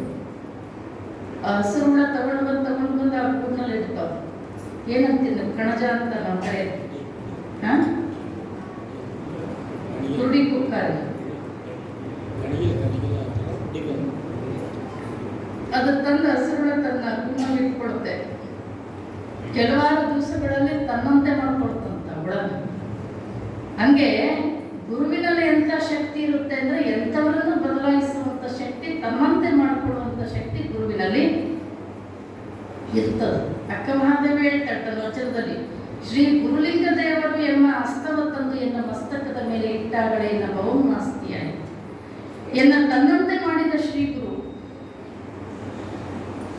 ತನ್ನಂತೆ ಮಾಡಿಕೊಳ್ಳುವಂತ ಶಕ್ತಿ ಗುರುವಿನಲ್ಲಿರುತ್ತದೆ. ಹಾಗಾಗಿ ಆ ದೃಷ್ಟಿ ಬೀಳ್ತಿದ್ದಂಗೆ ತನ್ನಲ್ಲಿ ಏನು ಅನುಮಾನಗಳಿತ್ತು, ಏನು ಕೊರತೆ ಇತ್ತು, ಏನು ಮಾನಸಿಕ ಒಂದು ರೀತಿ ಆ ಒಂದು ಪರಿಪೂರ್ಣತೆ ಅನಿಸಿರ್ಲಿಲ್ಲ, ಅದು ಪೂರ ತೃಪ್ತಿಯಾದಂಗಾಗಿತ್ತು. ಅದಕ್ಕೆ ಅವರು ಮಣ್ಣಮರೆಯ ದೇಗುಲದೊಳಗೊಂದು ಮಾಣಿಕ್ಯವ ಕಂಡ ಬಳಿಕ ಇನ್ನು ಮುಂದಿನಂತಪ್ಪದೆ ಗುಹೇಶ್ವರ ಗುಹೆಯಲ್ಲಿ ಲಿಂಗ ಸಿಕ್ಕಿರೋದಕ್ಕೆ ಅವರು ಗುಹೇಶ್ವರ ಆ ಲಿಂಗವನ್ನು ಕಟ್ಕೊಂಡು ಅದೆಷ್ಟು ಆನಂದದಿಂದ ಅನೇಕ ವಚನಗಳನ್ನು ಬರೀತಾರೆ ಅದರ ಕುರಿತು. ಒಂದು ರೀತಿ ತೃಪ್ತಿಯ ಭಾವ ಹೊರಗಡೆ ಬರ್ತಾರೆ, ಪರಿಪೂರ್ಣರಾಗಿ ಹೊರಗಡೆ ಬರ್ತಾರೆ. ಬಂದ ನಂತರ ಹನುಮಿಷನಿಗೆ ಲಿಂಗ ಪ್ರಾಣಿ ಅಂತ ಕರೀತಾರೆ, ಬಸವಣ್ಣನಿಗೆ ಜಂಗಮ ಪ್ರಾಣಿ ಅಂತ ಕರೀತಾರೆ. ಇದು ಹೆಂಗೆ, ಯಾಕೆ ಅಂದ್ರೆ ಅವರು ಪ್ರಾಣಿಯಲ್ಲಿ ಕೆಲವರನ್ನ ನೇತಾ ಪ್ರಾಣಿ ಅಂತ ಕರೀತಾರೆ, ಕೆಲವರು ಪತಿ ಪ್ರಾಣಿ ಅಂತ ಕರೀತಾರೆ, ಕೆಲವರನ್ನ ಸತಿ ಪ್ರಾಣಿ ಅಂತ ಕರೀತಾರೆ. ನೇತಾ ಪ್ರಾಣಿ ಅಂದ್ರೆ ಉದಾಹರಣೆ, ಇಂದಿರಾ ಗಾಂಧಿ ಸತ್ಲು ಸುದ್ದಿ ಕೇಳಿದ ತಕ್ಷಣ ಕೆಲವರು ಜೀವ ಹೋಗಿತ್ತು, ಹೌದಿಲ್ರಿ? ಅವ್ರ ಜೀವ ಎಲ್ಲಿಟ್ಟಿದ್ರು? ಅವರು ಆಕೆ ಮೇಲೆ ಇಟ್ಟಿತ್ತು. ಗಾಂಧೀಜಿ ಸತ್ರು ಅಂದ್ರೆ ಎಷ್ಟೋ ಜನದ ಜೀವ ಹೋಗಿತ್ತು. ಅವರಿಗೆ ನೇತಾ ಪ್ರಾಣಿಗಳು ಅಂತ ಕರೀತಾರೆ. ಕೆಲವರಿಗೆ ಪತಿ ಪ್ರಾಣಿ ಅಂದ್ರೆ ಗಂಡ ಸತ್ತ ಅಂತ ಸುದ್ದಿ ಕೇಳಿದ ತಕ್ಷಣ ಹೆಂಡತಿ ಜೀವ ಹೋಗಿರುತ್ತೆ. ಜಂಗಮ ಪ್ರಾಣಿ ಅಂತ ಕರೀತಾರೆ ಬಸವಣ್ಣನಿಗೆ. ಹಾಗೆ ಹನುಮಿಷನಿಗೆ ಲಿಂಗ ಪ್ರಾಣಿ ಅಂತ ಕರೀತಾರೆ. ಲಿಂಗವನ್ನು ತಗೊಂಡ ತಕ್ಷಣ ಆ ಶರೀರ ಕೆಳಗಡೆ ಕುಸಿದು ಬಿದ್ದುಬಿಡುತ್ತೆ. ಪ್ರಭುದೇವರು ಕಟ್ಕೊಂಡು ಹೊರಗಡೆ ಬರ್ತಾರೆ. ಬರುವಾಗ ದಾರಿಯಲ್ಲಿ ಮೊದಲನೇ ಶಿಷ್ಯ ಪ್ರಭುದೇವರಿಗೆ ಯಾರು ಅಂದ್ರೆ ಬೊಕ್ಕಯ್ಯ ಅಂತ, ಒಬ್ಬ ರೈತ. ದಾರಿಯಲ್ಲಿ ಬರುವಾಗ ಬಹಳ ಸುಂದರವಾಗಿರ್ತಕ್ಕಂಥ ಹಸಿರಿನಿಂದ ಕೂಡಿರ್ತಕ್ಕಂಥ ಹೂವು, ಹಣ್ಣು, ಹಂಪಲುಗಳಿಂದ ಕೂಡಿರ್ತಕ್ಕಂಥ ತೋಟವನ್ನು ನೋಡ್ತಾರೆ. ತೋಟವನ್ನು ನೋಡಿ ಒಳಗಡೆ ಬರ್ತಾರೆ. ತೋಟದ ಮಾಲೀಕನನ್ನ ಹುಡುಕ್ತಾ ಬರ್ತಾರೆ. ಸುಮಾರು ದೂರ ಬಂದರು, ಬಹಳ ಸುಂದರವಾದ ತೋಟ ಅದು ಕಾಣಲಿಲ್ಲ. ಬಹಳ ದೂರ ನಡ್ಕೊಂಡು ಬಂದ್ಮೇಲೆ ಎಲ್ಲೋ ಒಂದು ಕಡೆ ಕುತ್ತಿ ಹಿಡಿದು ಅಗಿತಾ ಇದ್ದಾನ. ಆವಾಗ ಬೊಕ್ಕಯ್ಯ ಈತನನ್ನು ನೋಡಿದ ಪ್ರಭುದೇವರನ್ನು, ಓಡಿ ಬಂದು ಸಾಷ್ಟಾಂಗ ನಮಸ್ಕಾರ ಹಾಕಿದ. ಶರಣಾರ್ಥಿ ಅಂದ ಪ್ರಭುದೇವರಿಗೆ. ಪ್ರಭುದೇವರು ಕೇಳಿದರು, ಯಾರಿಗೆ ಶರಣು, ಯಾರಿಗೆ ಶರಣಾರ್ಥಿ ಅಂತ ಕೇಳಿದರು. ಕೇಳಿದ ತಕ್ಷಣ ಈತನಿಗೆ ಉತ್ತರ ಹೇಳಲಿಕ್ಕೆ ಒಂದು ರೀತಿ ತಡವರಿಸ್ತಿದ್ದ. ಆಮೇಲೆ, ಏನು ನಿನ್ನ ಹೆಸರು? ನನ್ನ ಹೆಸರು ಬೊಕ್ಕಯ್ಯ, ಈ ತೋಟ ನಂದು ಸ್ವಾಮಿ ಅಂತ, ಈ ತೋಟ ನಂದು, ಬಹಳ ಸುಂದರವಾಗಿಟ್ಟಿದೀಯಾ ಅಂದರು ಪ್ರಭುದೇವರು. ಹೌದು, ನಾನು ಸೂರ್ಯ ಉದಯ ಆಗೋದಕ್ಕಿಂತ ಮೊದಲೇ ತೋಟಕ್ಕೆ ಬರ್ತೀನಿ, ಸೂರ್ಯ ಮುಳುಗಿದ ಮೇಲೆ ಸಾಕಷ್ಟು ಪರಿಶ್ರಮ ಕೊಡ್ತೀನಿ. ನಿನ್ನ ತೋಟ ನಿನಗೆ ಸಂತೋಷ ಕೊಟ್ಟಿದೆಯಾ ಅಂತ ಪ್ರಭುದೇವರು. ಓ ಅಂದ. ಎಲ್ಲ ರೀತಿಯಲ್ಲೂ ಸಂತೋಷ ಕೊಟ್ಟಿದೆ. ನನಗೆ ಹೂವುಗಳ ಹರಳದ ನೋಡಿದಾಗ ನನ್ನ ಕಣ್ಣಿಗೆ ಸಂತೋಷ ಆಗ್ತದೆ, ಹಣ್ಣುಗಳು ತಿಂದಾಗ ನಾಲಿಗೆಗೆ ಸಂತೋಷ ಆಗ್ತದೆ. ನಾನು ಗಿಡ ಮರಗಳನ್ನು ಹಚ್ಚಿ ಅದರ ಮೇಲೆ ಪ್ರಾಣಿ ಪಕ್ಷಿಗಳು ಕುಂತು ಆ ಕಲರವ ಮಾಡ್ತಾ ಇದ್ದಾಗ ನನ್ನ ಕಿವಿಗೆ ಸಂತೋಷ ಆಗ್ತದೆ. ಪ್ರಭುದೇವರು ಹೇಳಿದರು, ಹಂಗಾದ್ರೆ ನಿನ್ನ ತೋಟ ನಿನ್ನ ಪಂಚೇಂದ್ರಿಯಗಳಿಗೂ ಸಂತೋಷವನ್ನು ಕೊಡುತ್ತದೆ. ಹೌದು ಸ್ವಾಮಿಯನ್ನ. ನೀನು ಕಣ್ಮುಚ್ಕೋ, ಸ್ವಲ್ಪ ಹೊತ್ತು ಕಣ್ಮುಚ್ಕೊಂಡ. ಈಗ ನಿನ್ನ ತೋಟನ ನೆನಪು ಮಾಡ್ಕೊ, ನಿನಗೆ ಸಂತೋಷ ಕೊಡುತ್ತಾ ಅಂತ ಕೇಳಿದ್ರು ಪ್ರಭುದೇವರು. ಓ ಸಂತೋಷ, ಹೌದು. ಕಣ್ಮುಚ್ಕೊಂಡು ನಾನು ಕುಂತಾದಾಗಲೂ ನನ್ನ ಎಲ್ಲ ತೋಟವನ್ನು ನೆನಪು ಮಾಡಿಕೊಂಡಾಗ ನನಗೆ ಸಂತೋಷ ಆಯಿತು. ಮತ್ತು ಆ ಸಂತೋಷ ಅನುಭವಿಸಿದ್ದು ನಿನ್ನ ಕಣ್ಣು ಅಥವಾ ಮತ್ತೆ ಬೇರೆ ಯಾವುದಾದ್ರು?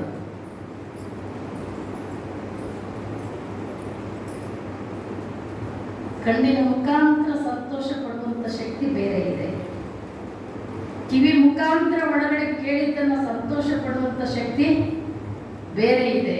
ಮೂಗಿನ ಮುಖಾಂತರ ತಗೊಂಡು ವಾಸನೆಯನ್ನು ಸಂತೋಷ ಅನುಭವಿಸುವಂಥ ಶಕ್ತಿ ಬೇರೆ ಇದೆ. ಅದನ್ನೇ ಬಸವಣ್ಣವರು ಹೇಳಿದ್ದು, ಕಣ್ಣೊಳಗೆ ಕಣ್ಣಿದ್ದು ಕಾಣಲೆ ಕರಿಯರೆ. ಕಿವಿ ಒಳಗೆ ಕಿವಿ ಇದ್ದು ಕೇಳಲೆ ಕರಿಯರೆಯ. ನಾಸಿಕದೊಳಗೆ ನಾಸಿಕ ಇದ್ದು ವಾಸಿಸಲೆ ಕರಿ. ಒಳಗಡೆ ಒಂದು ಶಕ್ತಿ ಇದೆ. ಹಾಗೆ ಅವನಿಗೊಂಚೂರು ನೀವೇನು ಹೇಳ್ತಿರೋ ನನಗೆ ಅರ್ಥ ಆಗಲಿಲ್ಲ ಅನ್ನೋ ಹಾಗೆ ಮಾತಾಡಿಸಿದ್ರು. ನನ್ನ ತೋಟ ಅಂದ್ರೆ ನಾನು ಬೇರೆ, ತೋಟ ಬೇರೆ. ಅದು ಅಲ್ಲೊಂದು ಗುದ್ಲಿ ಇತ್ತು, ಅದು ಏನು ಗುದ್ಲಿ, ಅದು ಯಾರದು? ನಂದು.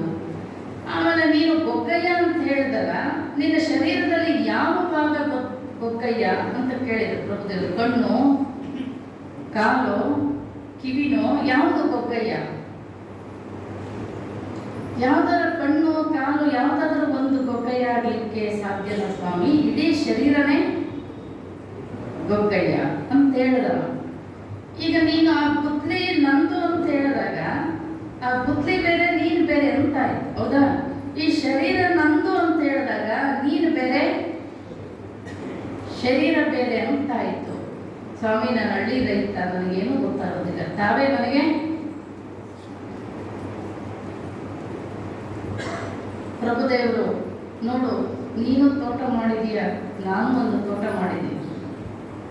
ತನುವ ತೋಂಟವ ಮಾಡಿ ಮನವ ಗುದ್ದಲಿ ಮಾಡಿ ಅಗೆದು ಕಳೆದನೆಯ ಭ್ರಾಂತಿಯ ವೀರ. ನಮ್ಮಲ್ಲಿ ಒಬ್ಬ ಮಿಲಿಂದ ಅಂತ ಒಬ್ಬ ರಾಜ ಬರ್ತಾನೆ. ನಾಗಸೇನ ಅಂತ ಒಬ್ಬ ಗುರು.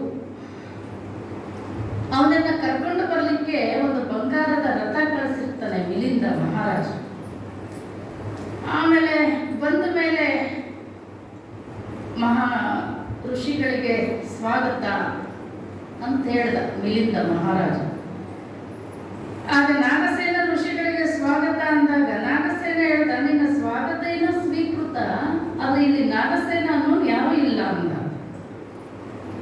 ಮತ್ತೆ ನಾಗಸೇನ ಸ್ವೀಕೃತ ಅಂತ ಹೇಳಿದವ್ರು ಯಾರು ಅಂತ ಕೇಳಿದಾಗ ಅವಾಗ ಆತ ರಾಜನಿಗೆ ಹೇಳ್ತಾನೆ, ಮಹಾರಾಜ, ಈಗ ನನ್ನನ್ನು ಕರೀಲಿಕ್ಕೆ ಏನ್ ಕಳಿಸಿದಿ ನೀನು? ರಥ, ಹೌದಾ? ಆ ಕುದುರೆಗಳನ್ನ ಬಿಚ್ಚು ಅಂತ ಬಿಚ್ಚಿದ. ಇವಕ್ಕೆ ಏನಂತಾರೆ? ಕುದುರೆ ಅಂತಾರೆ. ಗಾಲಿಗಳನ್ನ ಬಿಚ್ಚಿದ, ಅವಕ್ಕೇನಂತಾರೆ? ಗಾಲಿ ಅಂತಾರೆ. ಹಿಂಗೆ ಅಷ್ಟು ಪಾರ್ಟ್ಸ್ಗಳನ್ನ ಬಿಚ್ಚುತ್ತಾ ಹೋದ. ಎಲ್ಲದಕ್ಕೂ ಒಂದೊಂದು ಹೆಸರಿಲ್ಲ. ಶರೀರನೇ ತಗೊಳ್ರಿ, ಅದನ್ನ ಡಿವೈಡ್ ಮಾಡ್ತಾ ಹೋದ್ರೆ, ಬಿಡಿಸ್ತಾ ಹೋದ್ರೆ, ಇದು ಕಣ್ಣು, ಇದು ಕಿವಿ, ಎಲ್ಲ ಬೇರೆ ಮಾಡ್ರಿ. ಇವತ್ತು ಒಬ್ಬ ಶಿವಪ್ಪ ಅಂತಿದ್ದಾನೆ, ಆತನ ಹೆಸರು. ಎಲ್ಲ ಬೇರೆ ಮಾಡಿದ್ಮೇಲೆ ಶಿವಪ್ಪ ಯಾರಾದ್ರೆ? ಇದು ಕಣ್ಣು, ಇದು ಕಾಲು, ಇದು ಕಿವಿ, ಇದು ತೊಡೆ, ಇದು ಕೈ, ಇದು ಹೊಟ್ಟೆ, ಎಲ್ಲ ಬೇರೆ ಬೇರೆ ಭಾರ ಮಾಡಿದ್ಮೇಲೆ ಶಿವಪ್ಪ ಅನ್ನೋರು ಯಾರಾದ್ರೆ? ಹಾಗೆ ಇದನ್ನೆಲ್ಲ ಬೇರೆ ಬೇರೆ ಮಾಡಿದ್ಮೇಲೆ ರಥ ಯಾವುದಾದ್ರೆ? ಆ ಪರಾತ್ಪರ ವಸ್ತು. ಅದು ಯಾವುದು ಇರುವುದು, ಯಾವುದು ತನ್ನ ಇರುವನ್ನು ಅರಿಯುವುದು, ಯಾವುದಿಲ್ಲದಿದ್ದರೆ ಈ ಶರೀರ ಏನನ್ನು ಅರಿಯಲಾರದು. ಆ ಶಕ್ತಿಯನ್ನ, ಆ ಪರಾತ್ಪರ ವಸ್ತುವನ್ನ, ಆ ಸತ್ಯವನ್ನ ತಿಳ್ಕೊಳ್ತಕ್ಕಂಥದ್ದೇ ಮಾನವ ಜೀವನದ ಗುರಿ. ಅದನ್ನ ಯಾಕೆ ತಿಳ್ಕೊಳ್ಬೇಕು ಅಂತಕ್ಕಂಥದನ್ನ ಮೊಟ್ಟ ಮೊದಲು ಗೊಗ್ಗಯ್ಯನಿಗೆ ಉಪದೇಶವನ್ನ ಮಾಡಿ ಮುಂದೆ ಬರ್ತಾರೆ. ಮುಂದೆ ಎಲ್ಲಿಗೆ ಬರ್ತಾರೆ ಅಂದ್ರೆ ಲಕ್ಕುಂಡಿಗೆ ಬರ್ತಾರೆ. ಎಲ್ಲಿಗೆ ಬರ್ತಾರೆ? ಲಕ್ಕುಂಡಿಗೆ. ಅಲ್ಲಿ ಏನಾಗಿತ್ತು ಅಂದ್ರೆ, ಮುಕ್ತಾಯಕ್ಕ ಆತನ ಅಣ್ಣ ಅಜಗಣ್ಣ, ಬಹಳ ಅಪರೂಪದ ಅಣ್ಣ ತಂಗಿಯರು. ಎಂತ ಜ್ಞಾನಿಗಳಾಗಿದ್ರು ಅವರಿಬ್ರು ಅಂತ ಹೇಳಿದ್ರೆ, ತಂಗಿ ಕೇಳೋದಕ್ಕಿಂತ ಮೊದಲೇ ಅಣ್ಣ ತಂಗಿಗೆ ಉಪದೇಶ ಮಾಡ್ತಿದ್ದ. ಅವನು ಉಪದೇಶ ಮಾಡೋದಕ್ಕಿಂತ ಮೊದಲೇ ತಂಗಿ ಅಣ್ಣನನ್ನ ಕೇಳ್ತಿದ್ದು ಚಿಂತನೆಗೆ. ಅಂತ ಅಪರೂಪದ, ಆದರೂ ಮದುವೆ ಮಾಡಿಕೊಟ್ಟಿರ್ತಾರೆ ಅಂತ. ಲಕ್ಕುಂಡಿಯಿಂದ ಮೊಸರು ಕಲ್ಲು ಅಂತ ಇವತ್ತು ಊರ ಹೆಸರು. ಯಾವುದದು ಯಾವುದೋ ತಾಲೂಕಲ್ಲಿ ಬರ್ತದೆ, ದೇವದುರ್ಗ ತಾಲೂಕಿನಲ್ಲಿ ಬರ್ತದೆ. ಅಲ್ಲಿಗೆ ಮದುವೆ ಮಾಡಿಕೊಟ್ಟಿರ್ತಾನೆ. ಬಹಳ ದೂರಕ್ಕೆ ಮದುವೆ ಮಾಡ್ಕೊಂಡು ಹೋಗ್ಬೇಕಾದ್ರೆ ತಂಗಿ ಕೇಳ್ತಾಳಂತೆ, ಅಣ್ಣ ನಾನು ಅಷ್ಟು ದೂರಕ್ಕೆ, ಈಗ ನಂಗೆ ವಾಹನ ಸೌಲಭ್ಯ ಇರಲಿಲ್ಲ ನೋಡಿ, ನಾನು ಅಷ್ಟು ದೂರಕ್ಕೆ ಮದುವೆ ಮಾಡ್ಕೊಂಡು ಹೋಗ್ತಾ ಇದ್ದೀನಿ, ನಿನಗೆ ಏನಾದರೂ ಅನಾಹುತಗಳಾದರೆ ನನಗೆ ತಿಳಿಸೋದು ಯಾರು? ಅದಕ್ಕೆ ಅವ್ರ ಅಣ್ಣ ಹೇಳ್ತಾನಂತೆ, ನೀನು ಕಡಿಯುವಂಥ ಮೊಸರೇನಿದೆ ಅದು ನೀನು ಕಡಿಯೋದಕ್ಕಿಂತ ಮೊದಲೇ ಅದು ಕಲ್ಲಾಗಿರ್ತದೆ. ನಿನ್ನ ಮಲ್ಲಿಗೆ ಹೂವು ಮುಡಿಯೋದಕ್ಕಿಂತ ಮೊದಲೇ ಮಾಡಿರುತ್ತೆ. ಈ ಸೂಚನೆಗಳ ಕಂಡು ನೀನು ನನಗೇನಾದರೂ ಆಗಿದೆ ಅಂತ ತಿಳ್ಕೋ. ಅದು ಏನ್ ನಡೆದಿತ್ತೋ ಬಿಟ್ಟಿತ್ತೋ ಗೊತ್ತಿಲ್ಲ. ಇವತ್ತು ಆ ಊರ ಹೆಸರು ಮೊಸರು ಕಲ್ಲು. ಇವತ್ತು ಆ ಊರ ಹೆಸರು ಮೊಸರು ಕಲ್ಲು ಅಂತ. ಆ ಸೂಚನೆ ಕಂಡ ತಕ್ಷಣ ಬರ್ತಾಳೆ. ಅಣ್ಣ ಲಿಂಗೈಕ್ಯನಾಗಿರ್ತಾನೆ, ತೊಡೆ ಮೇಲೆ ಮಲಗಿಸ್ಕೊಂಡು ಅಳುತ್ತಿರ್ತಾಳೆ ಆಕೆ. ಅಯ್ಯ ಜಗಣ್ಣ, ನಿನ್ನ ಯೋಗ ನನಗೆ ಕಣ್ಣು ಕಟ್ಟಿ ಕನ್ನಡಿಯನ್ನ ತೋರಿಸಿತ್ತು. ನೀನು ಎಂಥ ಉನ್ನತ ಮಟ್ಟವನ್ನು ತಲುಪಿದೆ, ನಿನ್ನ ಮಟ್ಟಕ್ಕೆ ನಾನು ಹೋಗಿರ್ಲಿಲ್ಲ. ಇನ್ನು ಮುಂದೆ ನನಗೆ ಆ ಮಟ್ಟವನ್ನ ಹಂತವನ್ನ ತೋರಿಸ್ಕೊಡೋರು ಯಾರು ಅಂತ ಹಾಕಿ ದುಃಖಿಸ್ಕೊಂಡು ಅಳುತ್ತಿದ್ದು. ನಮ್ಮ ಹೆಣ್ಮಕ್ಳೆಲ್ಲ ಯಾರಾದ್ರೂ ಸತ್ತ ಅಳ್ತಾರೆ ಗೊತ್ತಾ ನಿಮಗೆ? ನಿಮ್ ಕಡೆ ಅಳ್ತಿರಿಲ್ಲ ಗೊತ್ತಲ್ಲ, ನಮ್ಮ ಕಡೆ ಆಡಾಡ್ಕೊಂಡು ಅಳ್ತಿರ್ತಾರೆ. ಅದಕ್ಕೆ ಅಂತಾನೆ ಕೂಡಿಸ್ಬಿಟ್ಟಿರ್ತಾರೆ ಒಂದಿಬ್ಬರನ್ನ. ಅವ ಏನೇನು ತಿಂತಿದ್ದ, ಏನೇನು ಉಣ್ತಿದ್ದ, ಏನೇನು ಮಾಡುದ, ಅದನ್ನೆಲ್ಲ ಯಾರಾದ್ರೂ ಬಂದಾಗ ಅವ್ರ ಹೆಸರುಗಳೆಲ್ಲ ಹೇಳ್ಕೊಂಡು ಅಳ್ತಿರ್ತಾರೆ. ಈ ಸಾಮಾನ್ಯ ಜನರು ಅಳೋದು ಪರಿನೇ ಬೇರೆ, ಮುಕ್ತಾಯಕ್ಕೆ ಅಳೋ ಪರಿನೇ ಬೇರೆ ಆಗಿತ್ತು. ಅಕ್ಕಿನೂ ಆಡ್ಕೊಂಡು ಅಳ್ತಿದ್ದು, ಅಣ್ಣ ನಿನ್ನ ಮಟ್ಟಕ್ಕೆ ನನ್ನನ್ನು ಕರ್ಕೊಂಡು ಹೋಗೋರು ಯಾರು? ನನ್ನ ಕಣ್ಣ ಕಟ್ಟಿ ಕನ್ನಡಿಯ ತೋರಿಸಿತ್ತು ಅಜಗಣ್ಣ ನಿನ್ನ ಯೋಗ. ಈಗ ನೀನ ಓದೋ ಮಟ್ಟವನ್ನ ನಾನು ಮುಟ್ಟಿಲ್ಲ, ನನಗೆ ಆ ಮುಂದುವರಿಸ್ತಕ್ಕಂಥವ್ರು ಯಾರು? ನನ್ನನ್ನ ಅಳ್ತಿದ್ದು. ಆ ರೀತಿ ಅಳೋದು ಶಬ್ದ, ಆಡಾಡ್ಕೊಂಡು ಹೇಳೋ ಶಬ್ದ ಪ್ರಭುದೇವರ ಕಿವಿ ಬಿತ್ತು. ಈಕೆ ಜ್ಞಾನಿ ಅನ್ನಿಸ್ತು ಅವ್ರಿಗೆ. ಆ ಶಬ್ದಗಳೇನಿದ್ವಲ್ಲ ಜ್ಞಾನಿ ಅನ್ನಿಸ್ತು. ಅಲ್ಲಿಗೆ ಬಂದು ನೋಡಿದ್ರು. ಆತ ವಿಭೂತಿ ಹಣೆ ಮೇಲೆ ರುದ್ರಾಕ್ಷಿ ಇದನ್ನೆಲ್ಲ ಮಲಗಿದ್ದ, ಸತ್ತಿದ್ದ, ತೊಡೆ ಮೇಲೆ ಹಾಕೊಂಡಿದ್ದು, ಅಳತಿದ್ಲು ನೋಡಿ ಪ್ರಭುದೇವರು ಕೇಳಿದ್ರು.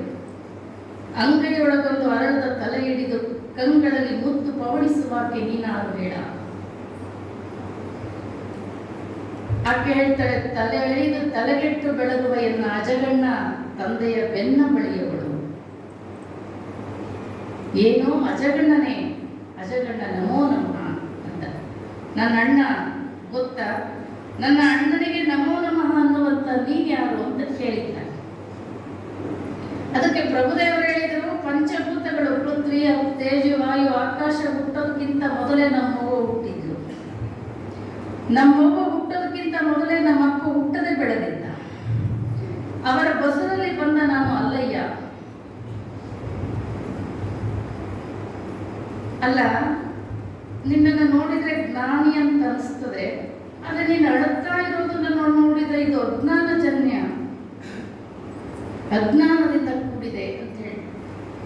ಅವಾಗ ಅಜಗಣ್ಣ ಓದ ಅನ್ನುವಂಥ ಭ್ರಾಂತಿ ಯಾಕೆ ನಿನಗೆ? ಅವನು ಓದ, ಸತ್ತ, ಉಳಿದ ಈ ಮಾತುಗಳಲ್ಲ. ಆತ ಮಹಾ ಪದವಿಯನ್ನು ಮುಟ್ಟಿರ್ತಕ್ಕಂಥವನು. ಅದಕ್ಕೆ ಮುಕ್ತಾಯಕ್ಕೆ ಹೇಳಿದ್ದು, ನನಗೆ ಭ್ರಮೆಯಿಂದ ನಾನು ಅಳ್ತಾ ಇಲ್ಲ, ನನ್ನ ಅಣ್ಣ ಹುಟ್ಟಿದ ಪದವಿಯನ್ನು ನಾನು ಮುಟ್ಲಿಲ್ಲ, ಇನ್ನು ಮುಂದೆ ಆ ದಾರಿ ತೋರಿಸ್ಕೊಡೋರು ಯಾರು ಅಂತ ನನಗೆ ದುಃಖ ಆಗಿದೆ. ಅದಕ್ಕೆ ಪ್ರಭುದೇವರು ಹೇಳಿದ್ರು, ಆ ದಾರಿಯನ್ನ ಮುಟ್ಲಿಕ್ಕೆ ನಿನ್ನ ಅಣ್ಣನೋ ನಾನು ಅಲ್ಲ ಮುಟ್ಟಿಸೋದು, ಅದು ನೀನೇ ಮುಟ್ಬೇಕು. ಅದು ನಿನ್ನಿಂದ ನೀನೇ ಮುಟ್ಬೇಕು. ಅದನ್ನ ದಾರಿ ತೋರಿಸ್ಕೊಡೋರು ಯಾರು ಅಂತ ಕೇಳಿದ್ರು ಮುಕ್ತಾಯಕ್ಕೆ. ಅದಕ್ಕೆ ಪ್ರಭುದೇವರು ಹೇಳಿದ್ರು, ನನ್ನನ್ನು ನೋಡು, ನನ್ನನ್ನು ನಾನು ತಿಳಿದಿದ್ದೀನಿ, ನನ್ನ ಅರಿವೇ ನನಗೆ ಗುರು ಅಂದ್ರು. ತಾನೇ ತಾನಾದ ಬಳಿಕ ಅದನ್ನ ಎದುರಿಟ್ಟು ಹೇಳೋದು ಶಬ್ದ ಸಂಧಾನ, ಇದು ಅಜ್ಞಾನಿಗಳ ಲಕ್ಷಣ.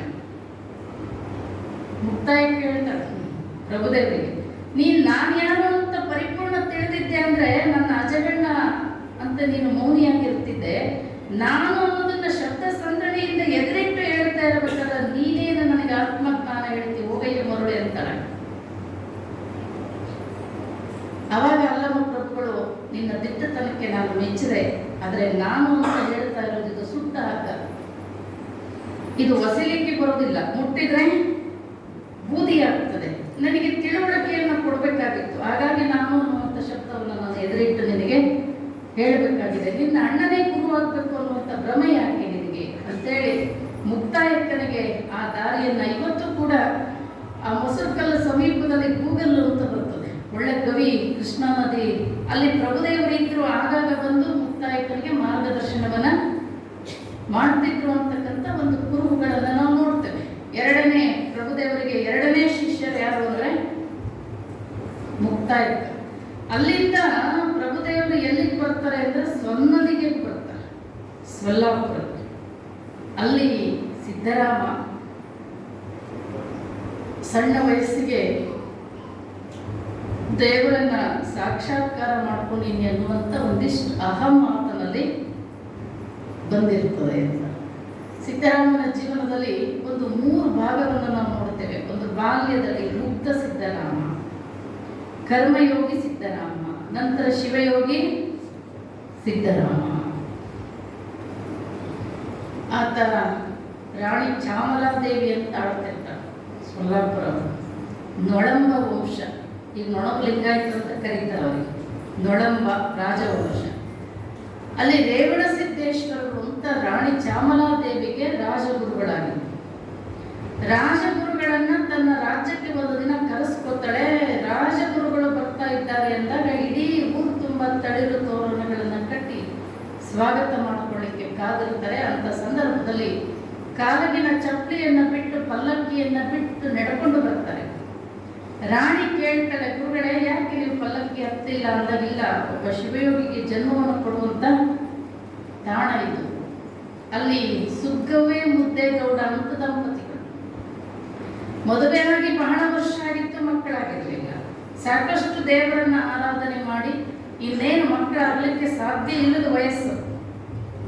ಆ ವಯಸ್ಸಿನಲ್ಲಿ ಬಂದು ರೇವಣ ಸಿದ್ದೇಶ್ವರರು ಸುಗ್ಗವ್ವೆಗೆ ಹೇಳಿದರು, ನಿನ್ನ ಹೊಟ್ಟೆಯಲ್ಲಿ ಒಬ್ಬ ಶಿವಯೋಗಿ ಹುಟ್ಟಿ ಬರ್ತಾನೆ, ಅವನಿಗೆ ಸಿದ್ದರಾಮ ಅಂತ ಹೆಸರನ್ನ ಇಟ್ಬಿಟ್ಟು. ಆಕೆ ಹೇಳ್ತಾಳೆ, ಗುರುಗಳೇ ಜನಗಳೆದುರಿಗೆ ನನಗೆ ಅಪಹಾಸ್ಯ ಮಾಡ್ತಾ ಇದ್ದೀರಾ ಅಂತ ಕೇಳ್ತಿದ್ರು. ಈ ವಯಸ್ಸಿಗೆಲ್ಲಾದ್ರೂ ನನಗೆ ಮಗ ಹುಟ್ಟಲಿಕ್ಕೆ ಸಾಧ್ಯನಾ? ಇಲ್ಲ ತಾಯಿ, ಆ ಮಹಾತ್ಮರು ಹುಟ್ಟೋದು ಇಂಥ ಸಮಯದಲ್ಲೇ, ನಿನ್ನಲ್ಲಿ ಹುಟ್ಟಿ ಬರ್ತಾನೆ, ನೀನು ಸಿದ್ದರಾಮ ಅಂತ ಹೆಸರಿಡು ಅಂತ ಹೇಳ್ತಾರೆ. ನಂತರ ಹುಟ್ಟಿ ಬರ್ತಾರೆ, ಮೊದಲು ಧೂಳಿ ಮಕ್ಕಳ ಅಂತ ಹೆಸರಿಡ್ತಾರಂತೆ. ಆ ಮಗು ಹಳದ ಏನು ಕೇಳದೆ ಇದ್ದಾಗ ಮತ್ತೆ ಸಿದ್ದರಾಮ ಗುರುಗಳ ಹೆಸರು ಹೇಳಿದ್ರು ಕೂಡ ಮಗು ಮಾತಾಡೋದಿಲ್ಲ. ಸುಮಾರು 7-8 ವರ್ಷದ ಬಾಲಕನಾದ್ರೂ ಮಾತಾಡೋದಿಲ್ಲ, ಮುಗ್ಧನಾಗಿರ್ತಾನೆ, ಒಂದು ರೀತಿ ಮರುಳನಾಗಿರ್ತಾನೆ, ಒಂದು ರೀತಿ ಹುಚ್ಚನಾಗಿರ್ತಾನೆ, ಮಾತೇ ಬರೋದಿಲ್ಲ, ಏನೋ ಮೂಕ ಏನು ಅಂತ ತಿಳ್ಕೊಂಡಿರ್ತಾರೆ. ಇನ್ನು ಇವನಿಗೆ ಗುರುಕುಲಕ್ಕೆ ಶಾಲೆಗೆ ಕಳಿಸಿದ್ರೆ ಪ್ರಯೋಜನ ಏನು, ಮಾತೇ ಬರೋದಿಲ್ಲ ಅಂತೇಳಿ ಆತನ ದನ ಕಾಯಿ ಕಳಿಸ್ತಿರ್ತಾರೆ. ದನ ಕಾಯ್ಲಿಕ್ಕೆ ಹೋದಂತ ಸಂದರ್ಭದಲ್ಲಿ ಅಲ್ಲಿ ಏನಾಗ್ತದೆ, ಒಬ್ಬ ಜಂಗಮ ಬರ್ತಾನೆ ಇದ್ದದಿಂದ. ಬಂದು ಈತನಿಗೆ ಕೇಳ್ತಾನೆ, ಸಿದ್ದರಾಮ ನನಗೆ ಹಶ್ವಾಗಿದೆ, ಏನಾದ್ರು ತಿನ್ನಕ್ಕೆ ಕೊಡು ಅಂತ.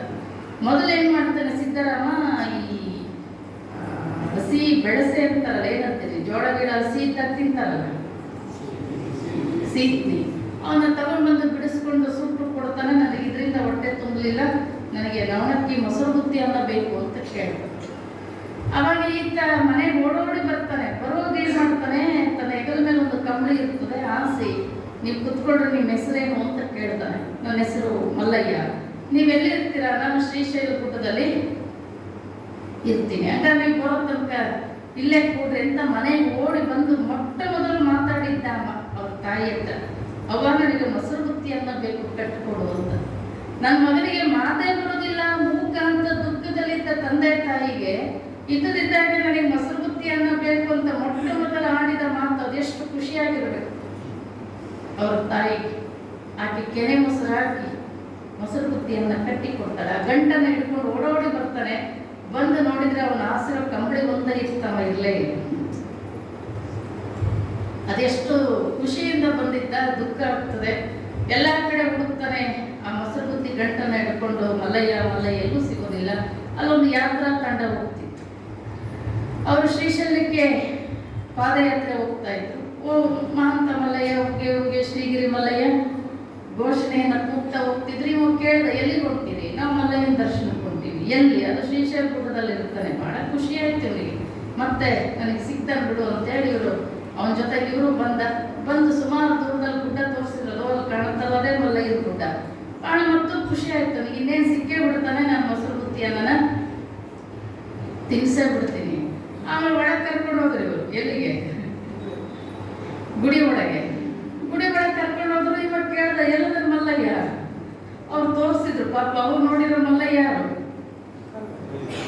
ಜೀವನ ಮಲ್ಲಯ್ಯ ನೋಡ್ಯಾರ, ತೋರಿಸಿದ್ರು. ಅದ ಅವ್ರು ಕಾಣ್ತಾನಲ್ಲ, ಅವನೇ ಮಲ್ಲಯ್ಯ. ಮಲ್ಲಯ್ಯ ಅಲ್ಲ, ಕಲ್ಲಯ್ಯ ಅಂದಿವ. ಅದು ಕಾಣ್ತಿರೋ ನಮ್ಮ ಮಲ್ಲಯ್ಯ ಅಲ್ಲ, ಕಲ್ಲಯ್ಯ. ಅವ್ರಂದ್ರು, ಅಪ್ಪ ನಮ್ಗೆ ಗೊತ್ತಿರೋದು ಇದೇ ಮಲ್ಲಯ್ಯ, ಈಗ ಯಾವ ಮಲ್ಲಯ್ಯನು ಗೊತ್ತಿಲ್ಲ. ಅದೆಷ್ಟು ಸಂತೋಷದಿಂದ ಬಂದಿದ್ದ, ಮತ್ತು ಅಷ್ಟೇ ದುಃಖ ಆಗ್ತದೆ. ನಾನು ಮಲ್ಲಯ್ಯನ ಗುಡ್ಡದಲ್ಲಿ ಇರ್ತೀನಿ ಅನ್ನೋದಕ್ಕೆ ಎಲ್ಲ ಗುಡ್ಡ ತಿರುಗದವ. ಎಲ್ಲಿ ಸಿಗ್ತಾನ ಮಲ್ಲಯ್ಯ ಎಲ್ಲೂ ಸಿಗ್ಲಿಲ್ಲ. ಇವತ್ತು ನೀವು ಶ್ರೀಶೈಲಕ್ಕೆ ಹೋದಾಗಲ್ಲ, ಸಿದ್ದರಾಮನ ಕೊಳ್ಳ ಅಂತ ತೋರಿಸ್ತಾರೆ, ಕಮರಿ. ಅಲ್ಲಿ ನಿಂತು ಹೇಳ್ತಾನಂತೆ, ಮಲ್ಲಯ್ಯ ನಾನು ನಿನ್ನನ್ನು 3 ಸರಿ ಕರಿತೀನಿ, ಬಂದ್ರು ಚಲೋ ಆಯ್ತಿಲ್ಲ ಅಂದ್ರೆ ಇದ್ರೊಳಗೆ ಜಿಗಿದ್ ಬಿಡುತ್ತೀನಿ ಅಂತ. 3 ಸರಿ ಕರೆದ, ಮಲ್ಲಯ್ಯ ಕಾಣಲಿಲ್ಲ, ಅದ್ರೊಳಗೆ ಜಿಗದ. ಕಣ್ಣು ಬಿಟ್ಟು ನೋಡಿದ್ರೆ ಮಲ್ಲಯ್ಯನ ತೊಡೆ ಮೇಲೆ ಇದ್ದ. ಆಮೇಲೆ ಮಲ್ಲಯ್ಯ, ನೀನು ನನಗೆ ಮೊಸರು ಬುತ್ತಿಯನ್ನ ತರ ಕೇಳಿ ರೀತಿ ನೀನು ಮೋಸ ಮಾಡಿದ್ದು ಸರಿಯಲ್ಲ ಅಂತ ಹೇಳಿದ್ರು. ಆಮೇಲೆ ಇಬ್ರು ಪ್ರೀತಿಯಿಂದ ಮೊಸರು ಬುತ್ತಿಯನ್ನ ಬಿಚ್ಕೊಂಡು ಊಟ ಮಾಡಿದ್ರು. ಊಟ ಮಾಡಿ ಸ್ವಲ್ಪ ದಿನ ಆದ ತಕ್ಷಣ ನೀನು ವಾಪಸ್ ಸೋಲಾಪುರಕ್ಕೆ ಹೋಗು, ನಾನು ನಿನ್ನನ್ನು ಬಿಟ್ಟು ಹೋಗಲ್ಲ ಅಂತ ಹೇಳಿದ್ರು. ಭಾಳ ಮೈದಡವಿ ಪ್ರೀತಿಯಿಂದ, ನೀನು ಬಂದಲ್ಲಿ ಬಂದಿಪ್ಪೆ, ನೀನು ಕುಂತಲ್ಲಿ ಕೂಡ್ತೀನಿ, ನೀನು ನಿಂತಲ್ಲಿ ನಿಲ್ತೀನಿ, ನೀ ಇದ್ದಲ್ಲಿ ನಾ ಇರ್ತೀನಿ, ಹೋಗು ಅಂತೇಳಿ ಭಾಳ ಪ್ರೀತಿಯಿಂದ ಮೈದಡವಿ ಕಳಿಸ್ಕೊಡ್ತಾನೆ. ಆಮೇಲೆ ಏನು ಸಣ್ಣ ವಯಸ್ಸಿಗೆ ಮಲ್ಲಯ್ಯನನ್ನು ಸಾಕ್ಷಾತ್ಕಾರ ಮಾಡ್ಕೊಂಡು ಬಂದಾನೆ ಅಂತ ಊರಲ್ಲಿ ಗೊತ್ತಲ್ಲ ನಿಮಗೆ. ಎಲ್ಲ ಕಡೆಯಿಂದ ಕೊನೆಗೆ ರಾಣಿ ಚಾಮಲಾದೇವಿ ಸಿದ್ದರಾಮೇಶ್ವರನನ್ನೇ ತನ್ನ ರಾಜಗುರುವನ್ನಾಗಿ ಮಾಡಿಕೊಡ್ತಾಳೆ. ರಾಜಗುರು ಅಂದರೆ ತನಗಿರ್ತಕ್ಕಂಥ ಸ್ಥಾನ ಮಾನ, ಸಾಕಷ್ಟು ಮರ್ಯಾದೆ. ಸುಮಾರು 4,000 ಶಿಷ್ಯರಿರ್ತಾರೆ. ಎಷ್ಟು ಜನ? 4,000 ಜನ. ಆತನಿಗೂ ಒಂದಿಷ್ಟು ಅಹಂಕಾರ ಬಂದಿರುತ್ತೆ. ಆಮೇಲೆ ಏನೆಲ್ಲ ಕೆರೆ ಕಾಲುವೆಗಳನ್ನು ಕಟ್ಟಿಸೋದು, ಗುಡಿ ಗುಂಡಾರಗಳನ್ನು ಕಟ್ಟಿಸೋದು, ದೊಡ್ಡ ಸಮಾರಂಭಗಳನ್ನು ಮಾಡೋದು ಮಾಡ್ಕೊಂತ ಕಾಲ ಕಳೀತಾ ಇರ್ತಾರೆ. ಅಮುಗೆ ದೇವಯ್ಯ ಅಂತ ಬರ್ತಾರೆ ರಾಯಮ್ಮ ದಂಪತಿಗಳು. ಆ ಒಂದು ಯಾವುದೋ ಸಮಾರಂಭ ಕಾರ್ಯಕ್ರಮ ಇದೆ, ಭತ್ತ ಕೊಟ್ಟಬೇಕು ಅಂತೇಳಿ ಅವ್ರ ಮನೆಗೆ ಭತ್ತ ಕಳಿಸ್ಕೊಟ್ಟಿರ್ತಾನೆ. ಆ ಲಿಂಗ ಇಲ್ಲದೆ ಇರೋ ಬವಿ ಅವ್ನು ಕೊಟ್ಟಿರೋ ಭತ್ತ ಕೊಟ್ಟಲ್ಲ ಅಂತ ಹೇಳ್ತಾರೆ ಅವರು. ಯಾರಿಗೆ? ಸಿದ್ದರಾಮೇಶ್ವರ. ಅವರು ಬಂದು ಹೇಳಿದ್ರು ಸಿದ್ದರಾಮೇಶ್ವರಿಗೆ, ಮೊದಲೇ ರಾಜಗುರು 4,000 ಜನ ಶಿಷ್ಯರು, ಒಬ್ಬ ಸಾಮಾನ್ಯ ಅಷ್ಟಿತ್ತು, ಒಂದು ಬಡವ ಲಿಂಗ ಇಲ್ಲದೆ ಇರೋ ಬವಿ, ನನಗೆ ಇಡೀ ಮೈ ತುಂಬ ನಾನು ಲಿಂಗ ಬೇಕಾದ್ರೂ ತೋರಿಸ್ಬಲ್ಲೆ, ನನ್ನಂತವನಿಗೆ ಲಿಂಗ ಇಲ್ಲದೆ ಇರೋ ಬವಿ ನಾನು ಕೊಟ್ಟಿರೋ ಭತ್ತ ಕುಟ್ಟಲ್ಲ ಅಂದ್ರೆ ನನ್ನ ಜಾಗದಲ್ಲಿ ಅವ್ರು ಇರ್ಕೂಡ್ದು ಅಂತ ಹೇಳಿ ಕಳಿಸ್ತಾರೆ. ಇವ್ರು ಮೊದಲೇ ಗಂಟು ರೆಡಿ ಮಾಡ್ಕೊಂಡಿರ್ತಾರೆ. 3 ಗಂಟೆ ಆಗಿರ್ತಾವಂತ. ಇವಾಗ ಖಂಡಿತ ನಮ್ಮನ್ನು ಕಳಿಸ್ತಾನೆ ಅಂತೇಳಿ. ಆಮೇಲೆ ಅವರಿಬ್ರು ಒಂದೊಂದು ಗಂಟು ಹೊತ್ಕೊಂಡು ಕಲ್ಯಾಣದ ಕಡೆ ಬರ್ತಾರೆ. ಇನ್ನೊಂದು ಗಂಟೆ ಏನ್ ಮಾಡೋದು ಅಂತ ಹೆಂಡತಿ ಕೇಳ್ತಾರೆ. ಶಿವ ಏನ್ ಮಾಡ್ತಾನೆ ಮಾಡ್ಲಿ ಬಾ ಅಂತೇಳಿ ಒಂದು ಗಂಟು ಬಿಟ್ಟು ಬಂದಿರ್ತಾರೆ. ಶಿವನೇ ಕಲ್ಯಾಣದ ತನಕ ನಡ್ಕೊಂಡು ಆ ಗಂಟನ್ನು ತಂದು ಇಳಿಸ್ತೇನೆ ಅಂತ ಪುರಾಣದ ಕಥೆ. ಇವನ್ನೆಲ್ಲ ಹೆಂಗೆ ಅಂತ ಕೇಳಬಾರ್ದು, ಪುರಾಣದ ಕಥೆಗಳಷ್ಟೇ. ತಗೊಂಡ್ಬಂದು ಇಳಿಸೋಗಿರ್ತಾನೆ. ಇಲ್ಲಿ ಸಿದ್ದರಾಮೇಶ್ವರ ರಾತ್ರಿ ಮಲಗಿದಾಗ ಕನಸದಲ್ಲಿ ಶಿವನಿಗೆ ಎಣ್ಣೆ ತಿಕ್ತಿತ್ತಂತ ತಲೆಗೆ. ಎಣ್ಣೆ ತಿಕ್ಕೋ ಸಂದರ್ಭದಲ್ಲಿ ಶಿವ ಆಮೇಲೆ ತಿಕ್ಕು, ನನಗೆ ನೋವಾಗಿದೆ ಅಂತ ಹೇಳ್ತಾನೆ. ಆಶ್ಚರ್ಯದಿಂದ ಸಿದ್ದರಾಮ ಕೇಳಿದಂತೆ, ಯಾಕೆ ನೋವಾಯಿತು ಅಂತ. ನನ್ನ ಭಕ್ತನ ಗಂಟು ಕಲ್ಯಾಣದ ತನಕ ಹೊತ್ಕೊಂಡು ಹೋಗಿ ಇಳಿಸ್ಕೊಂಡಿದ್ದೀನಿ, ಹಂಗಾಗಿ ನೆತ್ತಿ ನನಗೆ ಉರಿತಾ ಇದೆ, ಗಾಯ ಆಗಿದೆ ಅಂತ ಹೇಳಿದ್ರು. ಅವಾಗ ಇವು ಪಶ್ಚಾತ್ತಾಪದಿಂದ ಬೆಳಗ್ಗೆ ಎದ್ದು ಅಮ್ಮಗೆ ದೇವಯ್ಯನ ಮನೆಗೆ ಕಳಿಸಿದ್ರೆ ಅವ್ರು ಇರಲಿಲ್ಲ ಅಲ್ಲಿ. ಆತನಿಗೊಂದು ರೀತಿ ನಾನು ಯಾಕೆ ಪಶ್ಚಾತ್ತಾಪಗಳು ಒಂದಿಷ್ಟು ಕಾಡ್ತಾ ಇದ್ವು. ಇಂಥ ಸಂದರ್ಭದಲ್ಲಿ ಒಂದು ದೊಡ್ಡ ಕೆರೆ, ಇವತ್ತು ಸೊಲ್ಲಾಪುರದಲ್ಲಿ ಸಿದ್ದರಾಮೇಶ್ವರ ಕಟ್ಟಿದ ಕೆರೆ ಕಟ್ಟಿಸ್ತಾನೆ. ಆ ಕಡೆ ಮೂಲೆಯಲ್ಲಿ ಕಟ್ಟಿಸ್ತಾ ನಿಂತಿರ್ತಾನೆ, ಈ ಕಡೆ ದಡದಲ್ಲಿ ಒಂದಿಷ್ಟು ಜನ ಒಟ್ಟರು ಕೆರೆ ಕಟ್ಟುತ್ತಾ ಇರ್ತಾರೆ. ಅಲ್ಲಿಗೆ ಬಂದ ಈತ ಯಾರು? ಅಲ್ಲಮ್ಮ ಪ್ರಭುಗಳು ಬಂದು ಏನು ಕಟ್ತಿದ್ರಲ್ಲ ಒಟ್ಟರು, ಎಲ್ಲೋ ನಿಮ್ಮ ಒಟ್ಟರ ಗುರು, ನಿಮ್ಮ ಹಿರಿ ಒಟ್ಟ ಎಲ್ಲಿ ಅಂತ ಕೇಳ್ದ ಇದ್ದ. ಒಬ್ಬ ರಾಜಗುರು 4,000 ಜನ ಶಿಷ್ಯರು, ಆತನಿಗೆ ತನ್ನದೇ ಆಗಿರ್ತಕ್ಕಂಥ ಸ್ಥಾನ ಮಾನ ಒಂದು ಗೌರವ ಬೇರೆ ಇತ್ತು. ಈತ ಮೈ ಮೇಲೆ ಹಾಕೊಳಕ್ ನೆಟ್ಟಗೆ ಬಟ್ಟೆ ಇಲ್ಲ. ಯಾರಿಗೆ? ಪ್ರಭುದೇವರಿಗೆ. ಅವ ಬಂದು ಎಲ್ಲೋ ನಿಮ್ಮ ಒಟ್ಟರಗುರು ನಿಮ್ಮ ಹಿರಿ ಹೊಟ್ಟೆಯಲ್ಲಿ ಅಂತ ಕೇಳ್ತಾನೆ. ಇಷ್ಟು ಸಿಟ್ಟು ಬರ್ತದೆ ಅವರಿಗೆ ಅಂದ್ರೆ, ಅವ್ರೇನು ಕಟ್ತಿದ್ರಲ್ಲ ಕಲ್ಲು, ಆ ಕಲ್ಲು ತಗೊಂಡು ಒಗೆಯಕ್ಕೆ ಶುರು ಮಾಡ್ತಾರೆ. ನಮ್ಮ ಗುರುಗಳಿಗೆ ಒಟ್ಟರಗುರು ಅಂತ ಕರಮಲ್ಲ ಅಂತೆ. ಆ ಕಲ್ಲು ತಗೊಂಡು ಹೋಗಿದ್ರೆ ಆ ಕಲ್ಲು ಅವನಿಗೆ ಬಡಿತಾನೆ ಇರಲಿಲ್ಲ. ಯೋಮಕಾಯ ಸಿದ್ಧಿ, ಅದು ಬಯಲುಕಾಯ ಸಿದ್ಧಿ. ಹಾಗಾಗಿ ಬಡಿತಾನೆ ಇರಲಿಲ್ಲ. ಕಲ್ಲಿನ ಗುಡ್ಡೆ ಮೇಲೆ ಇಟ್ಕೊಂಡು ನಗಕ್ಕೆ ಶುರು ಮಾಡದ. ಆಮೇಲೆ ಏನೋ ಮಾಯಾವಿ ಇದ್ದಂಗೆ ಕಾಣುತ್ತೆ, ತಡೆಯನ್ನು ಸರಿಯಾಗಿ ಗುದ್ದಣ ಬಡಿಯೋಣ ಅಂತೇಳಿ ಬಂದು ಅವನ್ನ ಹಿಡ್ಕೊಂಡು ಗುದ್ದಕ್ಕೆ ಹೋಗ್ತಾರೆ. ಇವರು ಗುದ್ದಿದ ಏಟುಗಳು ಅವರವರಿಗೆ ಬೀಳ್ತಿದ್ವು. ಮತ್ತೆ ಇವನನ್ನ ಹಾಕೊಂಡು ಗುದ್ದಿದ್ರೆ ಏಟ್ ಯಾರಿಗೆ ಬೀಳ್ತಿದ್ವು? ಏನು ಮಾಟ ಮಾತ್ರ ಕಲ್ತಕ್ಕೆ ಕಾಣ್ತಾನೆ, ಇದು ನಮ್ಮಿಂದ ಸಾಧ್ಯ ಇಲ್ಲ. ಗುರುಗಳಿಗೆ ಹೇಳಂತಡಿ ಅಂತ ಹೇಳ್ಬಿಟ್ಟು ಆ ಕಡೆ ದಡದಲ್ಲಿ ಸಿದ್ದರಾಮ ಕೆರೆ ಕಟ್ಟಿಸ್ತಾ ನಿಂತಿದ್ದ. ಓಡೋಗಿ ಹೇಳ್ತಾರೆ, ಅವನು ಯಾವನೊಬ್ಬ ಬೈರಾಗಿ ಬಂದಾನೆ, ಮೈ ಮೇಲೆ ಹಾಕೊಳಕ್ ನೆಟ್ಟಗೆ ಬಟ್ಟೆ ಇಲ್ಲ, ನಿಮ್ಮನ್ನ ಒಡ್ಡರ ಗುರು ಹಿರಿ ಒಡ್ಡ ಹಿಂಗೆಲ್ಲ ನಿಮ್ಮನ್ನು ಹೀಯಾಳಿಸ್ತಾ ಇದ್ದಾನೆ, ಬೈತಾ ಇದ್ದಾನೆ. ಇಷ್ಟು ಸಿಟ್ಟು ಬರ್ತದೆ ಸಿದ್ದರಾಮನಿಗೆ. 6 ನನ್ನನ್ನು ಜರಿದವರು, 6 ನನ್ನನ್ನು ಬೈದವರು, ಧನುಜಾರಿಯೋ ಕಾಮಾರಿಯೋ ಜಂಬಾರಿಯೋ ತೋರವನ ಕೈವಾರವಿಟ್ಟಕ್ಕೆ ಯಾರವನನ್ನು ಬೈದಿತ್ತು. ಅವನು ಯಾರು ಬಂದಿರೋನು, ಅವನು ಯಾರು ಬೇಕಾದ್ರೂ ಆಗಿರಲಿ. ಈ ಕಡೆ ಲಕ್ಷ್ಯ ಕೊಡ್ರಿ. ಅವನೇನು ಬ್ರಹ್ಮನು? ನಿಮ್ಮ ಫೋನ್ಗಳೆಲ್ಲ ಸ್ವಿಚ್ ಆಫ್ ಮಾಡ್ಕೋಬೇಕು ನೀವು. ಈ ಕಡೆ ಲಕ್ಷ್ಯ ಕೊಡ್ರಿ. ಧನುಜಾರಿಯೋ ಜಂಬಾರಿಯೋ ಕಾಮಾರಿಯೋ ತೋರವನ ಅಂತನು. ಅವನೇನು ಬಂದವನು ಬ್ರಹ್ಮನೋ ವಿಷ್ಣುನೋ ಮಹೇಶ್ವರನೋ ಅಂತ ಕೇಳ್ತಾನ. ಕೈವಾರವೇತಕ್ಕೆ, ನನಗೆ ಯಾವ ಆಯುಧನೂ ಬೇಕಿಲ್ಲ ಅವನನ್ನು ಸಂಹಾರ ಮಾಡಲಿಕ್ಕೆ. ನಾನು ಅವನನ್ನು ಸುಮ್ಮನೆ ಬಿಡೋದಿಲ್ಲ, ಕರ್ಕೊಂಡು ಬರ್ತಾನೆ. ಇಲ್ಲಿ ಬಂದು ಏನ್ ಮಾಡ್ತಾನೆ, ಅವ ಸಿಟ್ಟಿನಿಂದ ಬರ್ತಿರ್ತಾನೆ. ಆತನನ್ನು ನೋಡಿ ನಗಕ್ಕೆ ಶುರು ಮಾಡ್ತಾರೆ ಪ್ರಭುದೇವರು. ಅವ್ನು ಯಾವಾಗ ನಗಕ್ಕೆ ಶುರು ಮಾಡ್ತಾನೆ ಮತ್ತೂ ಸಿಟ್ಟು ಬರ್ತದೆ, ಮತ್ತು ಸಿಟ್ಟು ಬರ್ತದೆ. ಇವರು ಜೋರಾಗಿ ನಗ್ತಾರೆ. ತನ್ನ 3ನೇ ಕಣ್ಣನ್ನು ತೆಗಿತಾನಂತ ಸಿದ್ದರಾಮ. ಆ 3ನೇ ಕಣ್ಣನ್ನು ತೆಗೆದ್ರೆ ಆ ಬೆಂಕಿ ಎಲ್ಲ ಇವರು ಹೆಬ್ಬೆರಳೆ ಗೊಸಗಾಗ್ತದ. ಆಮೇಲೆ ಪಶ್ಚಾತ್ತಾಪದಿಂದ ಶರಣಾಗತಿ ಆಗ್ತದೆ ಅಂತ. ಶರಣಾಗತಿ ಆದಾಗ ಪ್ರಭುದೇವರು ಹೇಳ್ತಾರಲ್ಲ, ನೀನು ಕೆರೆ ಕಾಲುವೆ ಅರವಟ್ಟಿಗೆ ಇವುಗಳನ್ನೆಲ್ಲ ಕಟ್ಟೋದ್ರಿಂದ ಮರಣದಿಂದ ಮೇಲೆ ನಿನಗೆ ಸ್ವರ್ಗ ಸುಖ ಉಂಟಲ್ಲದೆ ನಿಜದ ನೆಲೆ ಸಾಧ್ಯವಾಗದು ಸಿದ್ದರಾಮಯ್ಯ. ಇವೆಲ್ಲ ಕಟ್ಟೋದ್ರಿಂದ ನಿನಗೆ ಸ್ವರ್ಗ ಸುಖ ಸಿಗಬಹುದು. ಆ ಸ್ವರ್ಗ ಸುಖ ಎಲ್ಲಿವರೆಗೂ ಇರುತ್ತೆ? ಅದು ಪುಣ್ಯದ ಅಂಶ ಮುಗಿಯೋ ತನಕ. ಮುಗಿದ ಮೇಲೆ ಮತ್ತು ನೀನು ಹುಟ್ಟು ಸಾವುಗಳ ಚಕ್ರದಲ್ಲಿ ತಿರುಗಬೇಕಾಗ್ತದೆ. ಹಾಗಾಗಿ ನೀನು ನಿಜವಾದ ಒಂದು ನೆಲೆ, ನಿನಗೆ ಶಾಶ್ವತವಾಗಿರ್ತಕ್ಕಂಥ ಸುಖ ಬೇಕು ಅಂದ್ರೆ ಇದೆಲ್ಲ ಮಾಡೋದಲ್ಲ, ಬಾ ನೀನು ಅಂತೇಳಿ ಸೊಲ್ಲಾಪುರದಿಂದ ಸಿದ್ದರಾಮನನ್ನ ಕರ್ಕೊಂಡು ಎಲ್ಲಿಗೆ ಬರ್ತಾರೆ? ಕಲ್ಯಾಣಕ್ಕೆ ಬರ್ತಾರೆ. ಕಲ್ಯಾಣಕ್ಕೆ ಬಂದಾಗ ಇಲ್ಲಿ ಬಸವಣ್ಣವರು ಲಿಂಗ ಪೂಜೆ ಮಾಡ್ತಾ ಕೂತಿರ್ತಾರೆ. ಲಿಂಗ ಪೂಜೆ ಮಾಡ್ತಾ ಕೂತಿರ್ತಾರೆ. ಹಡಪದ ಅಪ್ಪಣ್ಣ ಸ್ವಾಗತ ಮಾಡ್ಕೊಳಕ್ ಬರ್ತಾರೆ. ಹಡಪದ ಅಪ್ಪಣ್ಣ ಅವರನ್ನ ನೋಡಿದ ತಕ್ಷಣ ಪ್ರತಿದಿನ ಬಂದಂತ ಜನರಲ್ಲ ಅನ್ನೋದು ಅರಿವಾಗ್ತದೆ. ಆದ್ರೂ ತಾವು ಬರಬೇಕು ಅಂತ ಹೇಳ್ತಾರೆ. ಅವಾಗ ಎಲ್ಲಿ ನಿಮ್ಮ ಬಸವಣ್ಣ ಅಂತ ಕೇಳ್ತಾರೆ ಪ್ರಭುದೇವ. ಅವರು ಲಿಂಗ ಪೂಜೆಯಲ್ಲಿ ಹೋಗಿದ್ದಾರೆ. ನಿಜವಾದ ಬಂದಾಗಲಿಂದ ಲಿಂಗ ಇಟ್ಕೊಂಡಂತ ಮರಣ ದುರಹಂಕಾರಿ ಮನೆಗೆ ನಾವು ಬರೋದಿಲ್ಲ ಅಂತ ಹೇಳೋಣ. ಆಮೇಲೆ ಹೋಗಿ ಹಡಪದ ಅಪ್ಪಣ್ಣ ಬಸವಣ್ಣವ್ರಿಗೆ ಹೇಳ್ತಾರೆ, ಯಾರೊಬ್ಬ ಜಂಗಮ ಬಂದಾನೆ ಹೀಗೆ ಹೇಳ್ತಾ ಇದ್ದಾನೆ. ಬಸವಣ್ಣವ್ರು ಹೇಳ್ತಾರೆ, ಮಹಾಮನೆ ಆತಂದ ನಂದೇನಲ್ಲ, ತನ್ನ ಮನೆಗೆ ತಾನು ಬರಕ್ಕೆ ಯಾಕೆ ಸ್ವಾಗತ ಮಾಡಪ್ಪ ಅಂತ ಹೇಳಿ. ಆಮೇಲೆ ಮತ್ತೆ ಬಂದಿವರು ಅರಕೆ ಮಾಡ್ಕೊಳ್ತಾನೆ. ಇಂಥ ದುರಹಂಕಾರಿ ಮನೆಗೆ ಯಾಕೆ ಬರೋ ಸಿದ್ದರಾಮ, ವಾಪಸ್ ಹೋಗೋಣ. ವಾಪಸ್ ಹೋಗ್ತಿರ್ತಾರೆ. ಅವಾಗ ಚನ್ನಬಸವಣ್ಣವ್ರಿಗೆ ಗೊತ್ತಾಗ್ತದೆ, ಚನ್ನಬಸವಣ್ಣ ಬಂದು ಬಸವಣ್ಣನಲ್ಲಿ ಎಬ್ಬರಿಸ್ಕೊಂಡು ಬಂದು ಮತ್ತೆ ಬಸವಣ್ಣ ಗೊತ್ತಲ್ಲ ವಿನಯತನ ಎನ್ನ ತಪ್ಪು ಅಂತ ಕೊಡಿ, ನಿಮ್ಮ ಸೈರಣೆಗೆ ಲೆಕ್ಕ ಇಲ್ಲ, ನಾನು ಸಣ್ಣವ, ನನ್ನನ್ನು ತಪ್ಪನ್ನು ಕ್ಷಮಿಸ್ಬೇಕು, ನೀವು ಮನ್ನಿಸ್ಬೇಕು.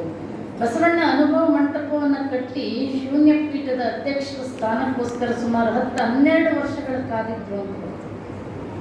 ಆ ಯೋಗ್ಯ ವ್ಯಕ್ತಿಯನ್ನು ಅಲ್ಲಿ ಕೂಡಿಸ್ಲಿಕ್ಕೆ, ಆ ಪರಿಪೂರ್ಣನಾಗಿರ್ತಕ್ಕಂಥ ವ್ಯಕ್ತಿಯನ್ನು ಕೂಡಿಸ್ಲಿಕ್ಕೆ ಕಾದಿದ್ರು ಅಂತ. ಯಾವಾಗ ಪ್ರಭುದೇವರನ್ನು ನೋಡಿದ ತಕ್ಷಣ ಆ ಜ್ಞಾನ ವ್ಯಕ್ತಿತ್ವವನ್ನು ಕಂಡ ಬಸವಣ್ಣನಿಗೆ ಬಹಳ ಸಂತೋಷ ಆಗಿ ಸಾಕಷ್ಟು ರೀತಿಯಲ್ಲಿ ಕ್ಷಮೆ ಕೇಳಿ ವಾಪಸ್ಸು ಕರ್ಕೊಂಡು ಬರ್ತಾನೆ.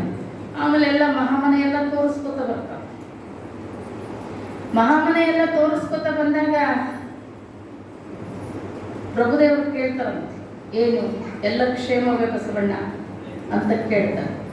ಎಲ್ಲ ಕ್ಷೇಮವೇ ಬಸವಣ್ಣ ಅಂದಾಗ ಬಸವಣ್ಣವ್ರು ಹೇಳ್ತಾರೆ, ಮಹಾಪ್ರಭು ಇಲ್ಲಿ ನೀಡುವವರುಂಟು, ಬೇಡುವವರು ಇಲ್ಲದ ಕಾರಣ ನಾನು ಬಡವನಾದೆ. ಅವಾಗ ಬಸವಣ್ಣನಿಗೂ ಒಂಚೂರು ಅಹಂಕಾರ ಬಂದದೆ ಅಂತ ಅನಿಸ್ತು. ಆಮೇಲೆ ಹೇಳಿದ್ರಂತೆ ಪ್ರಭುದೇವ್ರೆ, ಹಾಗಾದ್ರೆ ನೀಡು ಬಸವಣ್ಣ. ಊಟದ ತಾಟ್ ಇಟ್ಕೊಂಡು ಕುಂತ ಪ್ರಭುದೇವರು ಏನು ಲಕ್ಷದ ಮೇಲೆ 96,000 ಗಣಗಳಿಗೆ ಮಾಡಿದ ಪ್ರಸಾದ ಎಡೆ ಮಾಡಿದ್ರು ಖಾಲಿಯಾಗಿ ಮತ್ತು ಬೇಕು ಅನ್ನೋಕೆ ಶುರು ಮಾಡಿದ್ರು. ಅವಾಗ ಇನ್ನು ನನ್ನನ್ನೇ ಆಹಾರವಾಗಿ ಸ್ವೀಕಾರ ಮಾಡ್ರಿ ಅನ್ನೋದು.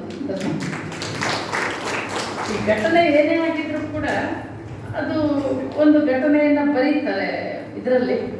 ಆಮೇಲೆ ಪ್ರಭುದೇವರನ್ನ ಕರ್ಕೊಂಡೋಗಿ ಆ ಶೂನ್ಯ ಪೀಠದ ಅಲ್ಲಿ ಮರುಳು ಶಂಕರ ದೇವ 12 ವರ್ಷಗಳಿಂದ ಬಂದು ಯಾರಿಗೂ ಗೊತ್ತಾಗಲಾರದಂಗೆ ಆ ಪ್ರಸಾದ ಕುಂಡದಲ್ಲಿ ಸೇವೆಯನ್ನ ಮಾಡಿಕೊಂಡಿದ್ದ. ಬಿದ್ದ ಅನ್ನವನ್ನ ಕೆಳಗಡೆ ಬಿದ್ದಿರ್ತಕ್ಕಂಥದನ್ನ ಅಷ್ಟನ್ನೇ ತಗೊಂಡು ಆತ ಪ್ರಸಾದ ಅಂತ ಸ್ವೀಕಾರ ಮಾಡಿ ಜೀವನ ಮಾಡಿಕೊಂಡಿದ್ದ. ಪ್ರಭುದೇವರ ದೃಷ್ಟಿಗೆ ಬೀಳ್ತಾರೆ. ಬಿದ್ದಾಗ ಬಸವಣ್ಣ ಸಾಕಾರದ ಶಂಕರ ಅಂತ ತೋರಿಸ್ತಾರೆ. ಆತ ಎಲ್ಲಿಂದ ಬಂದಿರ್ತಾನೆ ಗೊತ್ತಾ? ಮರುಳು ಶಂಕರ ದೇವ ಎಲ್ಲಿಂದ? ಅಫ್ಘಾನಿಸ್ತಾನದಿಂದ, ಗಾಂಧಾರ ಅಲ್ಲಿಂದ ಬಂದಿರ್ತಾನೆ. ಸೂಫಿ ಪಂಥದ ಒಬ್ಬ ಮುಸಲ್ಮಾನ ಅಂತ. ಅಲ್ಲಿ ಒಂದು ಘಟನೆಯನ್ನು ಬರೀತಾರಲ್ಲ, ಒಬ್ಬ ನೇಸರ ಅಂತ ಗುರು ಇದ್ದ ಅಂತ. ಎಲ್ಲಿ? ಅಫ್ಘಾನಿಸ್ತಾನದಲ್ಲಿ. ಆತನ ಶಿಷ್ಯ ಮರುಳು ಶಂಕರ ದೇವ. ಅವರಿಬ್ಬರು ಕುತ್ಕೊಂಡು ಒಕ್ಕ ಮಿಕ್ಕ ಪ್ರಸಾದವನ್ನ ಕುರಿತು ಚಿಂತನೆ ಮಾಡ್ತಿರ್ತಾರಂತ. ಒಂದು ದಿನ ಚಿಂತನೆ ಮಾಡುವಾಗ ಇದ್ದದಿದ್ದಾಗೆ ಒಬ್ಬ ರಾಜಕುಮಾರ ಬಂದು ಇವರು ಪಾದ ಇಟ್ಕೊಳ್ತಾನೆ. ಯಾರ್ದು? ನೇಸರ ಗುರುವಿಂದ. ನೇಸರ ಗುರು ಕೇಳ್ತಾನೆ, ಈಗ ನನ್ನ ಪಾದ ಯಾಕೆ ಹಿಡಿದಿ ಅಂತ ಕೇಳ್ದ. ನನ್ನ ಉದ್ಧಾರ ಮಾಡಿದ ಗುರು ನೀವು, ಅದಕ್ಕೆ ನಾನೇ ಉದ್ಧಾರ ಮಾಡಿದೆ ನಿನ್ನ ಅಂತ ಕೇಳಿದ ಗುರು. ಇಲ್ಲ, ನಾನು ಇಂದಿನ ಜನ್ಮದಲ್ಲಿ ನಾಯಿಯಾಗಿದ್ದಂತೆ, ಒಂದು ದಿನ ನಿಮ್ಮ ಮಠದ ಪ್ರಸಾದ ತಿಂದಿದ್ದಕ್ಕೆ ಈ ಜನ್ಮದಲ್ಲಿ ನಾನು ರಾಜನಾಗಿ ಹುಟ್ಟಿದ್ದೇನೆ. ಹಾಗಾಗಿ ಇವತ್ತಿನ ದಿನ ನನಗೆ ಈ ವಿಷಯ ಗೊತ್ತಾಯಿತು, ನಾನು ಉದ್ಧಾರ ಮಾಡಿದ ಗುರು ಅಂತ ನಾನು ಬಂದು ನಿಮ್ಮ ಪಾದವನ್ನು ಇಟ್ಕೊಂಡಿದ್ದೇನೆ. ಸಾಧ್ಯ ಇಲ್ಲ ಅಂತ ಹೇಳ್ತಾನಂತ ಗುರು. ನೀನು ಸುಳ್ಳು ಹೇಳ್ತಾ ಇದ್ದಿ, ಅದ್ಯಾಕೆ ಸಾಧ್ಯ? ನನ್ನ ಪ್ರಸಾದ ಉಂಡು ನೀನು ರಾಜಕುಮಾರನಾಗಿ ಹುಟ್ಟಿದೆ, ಇದು ಸುಳ್ಳಿದು. ಇಲ್ಲ, ನನಗೆ ಇವತ್ತು ಶಾಂತಲಿಂಗೇಶ್ವರ ದೇವಸ್ಥಾನದಲ್ಲಿ ಆಕಾಶವಾಣಿ ಆಯಿತು, ಬರ್ರಿ ಅಂತೇಳಿ ಸಾಕ್ಷಿ ಹೇಳಿಸ್ತೀನಿ ಅಂತ ಕರ್ಕೊಂಡು ಹೋಗ್ತಾನೆ. ಕರ್ಕೊಂಡು ಹೋದಾಗ ದೇವರೇ ಸಾಕ್ಷಿ ಹೇಳ್ತಾನಂತ, ಹೌದು ನಿನ್ನ ಪ್ರಸಾದ ಉಂಡಿದ್ದಕ್ಕೆ ಆತ ಈ ಜನ್ಮದಲ್ಲಿ ರಾಜಕುಮಾರನಾಗಿ. ಗುರುವಿಗೆ ಸಿಟ್ಟು ಬರುತ್ತಂತೆ, ದೇವರಾಗಿ ನೀನು ಸುಳ್ಳು ಹೇಳುತ್ತಾ ಇದೀಯ ಅಂತ. ದೇವರಾಗಿ ಸುಳ್ಳು ಹೇಳುತ್ತಾ ಇದ್ದಿ. ಯಾಕೆ? ನನ್ನ ಮಠದ ಪ್ರಸಾದ ಅವನೇನಾದರೂ ಉಂಡಿದ್ರೆ ಅವನಿಗೆ ಹುಟ್ಟು ಸಾವುಗಳೇ ಇಲ್ಲ, ಅವನು ಮುಕ್ತಾತ್ಮ. ಅವನು ರಾಜನಾಗಿ ಆದ್ರೆ ಯಾಕೆ ಹುಟ್ಟದ ಅಂತ ಕೇಳಿದ. ಅದಕ್ಕೆ ದೇವರ ಕ್ಷಮೆ ಕೇಳಿದ್ನಂತಿದ್ದನು. ನಿನ್ನ ಪ್ರಸಾದದ ಮಹತ್ವ ಜಗತ್ತಿಗೆ ತಿಳಿಸ್ಬೇಕು ಅನ್ನೋ ಕಾರಣಕ್ಕೆ ಅವನನ್ನ ನಾನು ಹುಟ್ಟಿಸಿದ್ದೇನೆ, ನೀನು ನನಗೆ ಕ್ಷಮೆ ಮಾಡುವಂತ. ಈ ಪ್ರಸಾದದ ಮಹತ್ವವನ್ನು ತಿಳ್ಕೊಂಡಂತ ಮರುಳು ಶಂಕರ ದೇವ ಈ ಘಟನೆಯನ್ನೆಲ್ಲ ತಿಳ್ಕೊಂಡ, ನಾನು ಯಾವ ಜಾಗಕ್ಕೆ ಹೋದರೆ ನನ್ನ ಜೀವನವನ್ನು ಸಾರ್ಥಕತೆ ಪಡ್ಕೊಳ್ಳಿಕ್ಕೆ ಸಾಧ್ಯ ಅಂತೇಳಿ ಅವನ ಮಹಾಮನೆಯನ್ನು ಕಲ್ಯಾಣವನ್ನು ಹುಡುಕೊಂಡು ಬರ್ತ. ಪ್ರಸಾದಕ್ಕೆ ಬಹಳ ಮಹತ್ವ ಇರ್ತದೆ. ಹಾಗಾಗಿ ಒಂದು ಅಂಗಳ ಅನ್ನವನ್ನು ಕೂಡ ನಾವು ಯಾವತ್ತೂ ಊಟದ ತಟ್ಟೆಯಲ್ಲಿ ಎಷ್ಟು ಬೇಕೋ ಅಷ್ಟು ನೀಡಿಸ್ಕೋಬೇಕು. ಅದನ್ನು ಪರಿಪೂರ್ಣವಾಗಿ ಪ್ರಸಾದ ಸ್ವೀಕಾರ ಮಾಡಿ ಅದನ್ನು ಕೈ ತೊಳ್ಕೊಂಡು ಕುಡಿಬೇಕು. ಅದನ್ನು ಚೆಲ್ಲೋದು ಮಾಡಬಾರ್ದು. ಅದಕ್ಕೆ ಸರ್ವಜ್ಞ ಹೇಳ್ತಾನೆ ಒಂದು ಕಡೆ, ಲಿಂಗ ಪ್ರಸಾದವನ್ನು ಅಂಗಕ್ಕೆ ಕೊಂಬುವನು ಗಂಗಾಳದೊಳಗೆ ಕೈ ತೊಳೆದು ಚೆಲ್ಲುವ ಮಂಗಗಳ ನೋಡಿದ ಸರ್ವಜ್ಞ ಅಂತ. ಮಂಗಗಳು ಏನು ಮಾಡ್ತಾವೆ ಗೊತ್ತಲ್ಲ ನಿಮಗೆ? ಏನು ಮಾಡ್ತಾವ್ರಿ? ಒಂದಿಷ್ಟು ತಿನ್ನೋದು. ನಾವು ಅದೇ ಕೆಲಸ ಮಾಡಿದ್ರೆ ನಾವೇನ್ರಿ ಮಾತಾಡ್ರಿ. ನಾವು ಮಂಗಗಳೇ. ಲಿಂಗ ಪ್ರಸಾದವನ್ನು ಅಂಗಕ್ಕೆ ಕೊಂಬುವನು ಗಂಗಾಳದೊಳಗೆ ಕೈ ತೊಳೆದು ಚೆಲ್ಲುವ ಮಂಗಗಳ ನೋಡಿಂದ ಸರ್ವಜ್ಞ ಅಂತ. ಎಷ್ಟು ಬೇಕೋ ಅಷ್ಟನ್ನು ನೀಡಿಸ್ಕೋಬೇಕು. ಅದಕ್ಕೆ ಶರಣರು, ಜನಪದ ಕವಿಗಳು ಬಸವಣ್ಣನನ್ನು ಕುರಿತು ಹೇಳುವಾಗ, ನಡೆಯ ಕಲಿಸಿದ ಬಸವ, ನುಡಿಯ ಕಲಿಸಿದ ಬಸವ, ಉಣಲು ಕಲಿಸಿದ ಬಸವ, ಉಡಲು ಕಲಿಸಿದ. ನಮ್ಮ ನಡೆ ಹೆಂಗಿರ್ಬೇಕು, ನುಡಿ ಇರಬೇಕು, ಹೆಂಗೆ ಊಟ ಮಾಡಬೇಕು. ಬಸವಣ್ಣವ್ರ ವಚನದಲ್ಲಿ ಬರೀತಾರೆ, ಹೆಂಗೆ ಊಟ ಮಾಡಬೇಕು ಅಂದರೆ ಉಂಡು ಉಳಿಸದೆ ಅಂತ ಬರೀತಾರೆ. ಊಟ ಮಾಡಿ ತಾಟ್ನಲ್ಲಿ ಉಳಿಸ್ಬಾರ್ದು. ಕೊಂಡು ಮರುಳದೆ ಇನ್ನು 4 ಊಟ ಮಾಡ್ತೀನಿ ಅಂದಾಗಲೇ ಕೈ ತೊಳ್ಕೊಬೇಕಂತೆ. ಒಳಗಡೆ ಒಂಚೂರು ಗಾಳಿ ಆಡ್ಲಿಕ್ಕೆ ಜಾಗ ಬಿಡಬೇಕು. ಕೊಂಡು ಮರಳದೆ ಅಂದರೆ ಇಷ್ಟ ಆಗಿದ್ದಿದೆ ಅಂತ ವಾಂತಿ ಆಗುತ್ತಂತ ತಿನ್ನೋದು. ಒಬ್ಬ ದೊಡ್ಡ ಸುಪ್ರಸಿದ್ಧ ವೈದ್ಯ, ಒಬ್ಬ ವೈಟೆಡ್ ಅಂತ ಒಂದು ಮಾತನ್ನು ಹೇಳ್ತಾನೆ, ಸುಕಾಲದಲ್ಲಿ ಸಾಯುವಷ್ಟು ಜನ ಬರಗಾಲದಲ್ಲಿ ಸಾಯುವುದಿಲ್ಲ ಅಂತ ಹೇಳ್ತಾನೆ. ಸುಕಾಲದಲ್ಲಿ ಸಾಯುವಷ್ಟು ಜನ ಬರಗಾಲದಲ್ಲಿ ಸಾಯುವುದಿಲ್ಲ. ಹಂಗಂದ್ರೆ ಏನ್ರಿ? ಹೆಂಗಂದ್ರೆ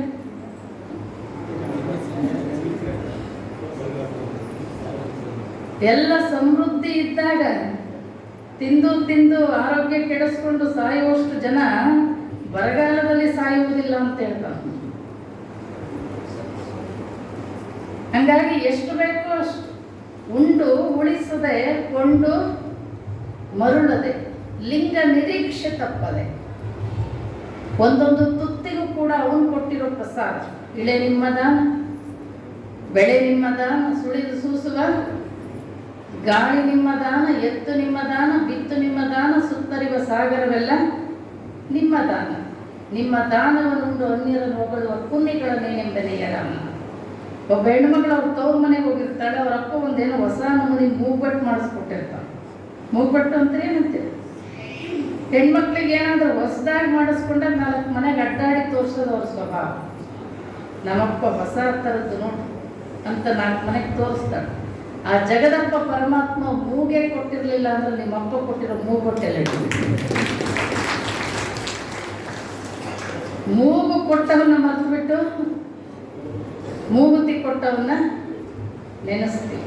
ಹಾಗಾಗಿ ಎಲ್ಲವನ್ನೂ ಕೊಟ್ಟಿರೋನು ಪರಮಾತ್ಮ ಆಗಿದ್ದರಿಂದ ಉಂಡು ಉಳಿಸದೆ, ಕೊಂಡು ಮರುಳದೆ, ಲಿಂಗ ನಿರೀಕ್ಷೆ ತಪ್ಪದೆ. ಯಾವಾಗಲೂ ಎದೆ ಮೇಲೆ ಇರಬೇಕು ಲಿಂಗ.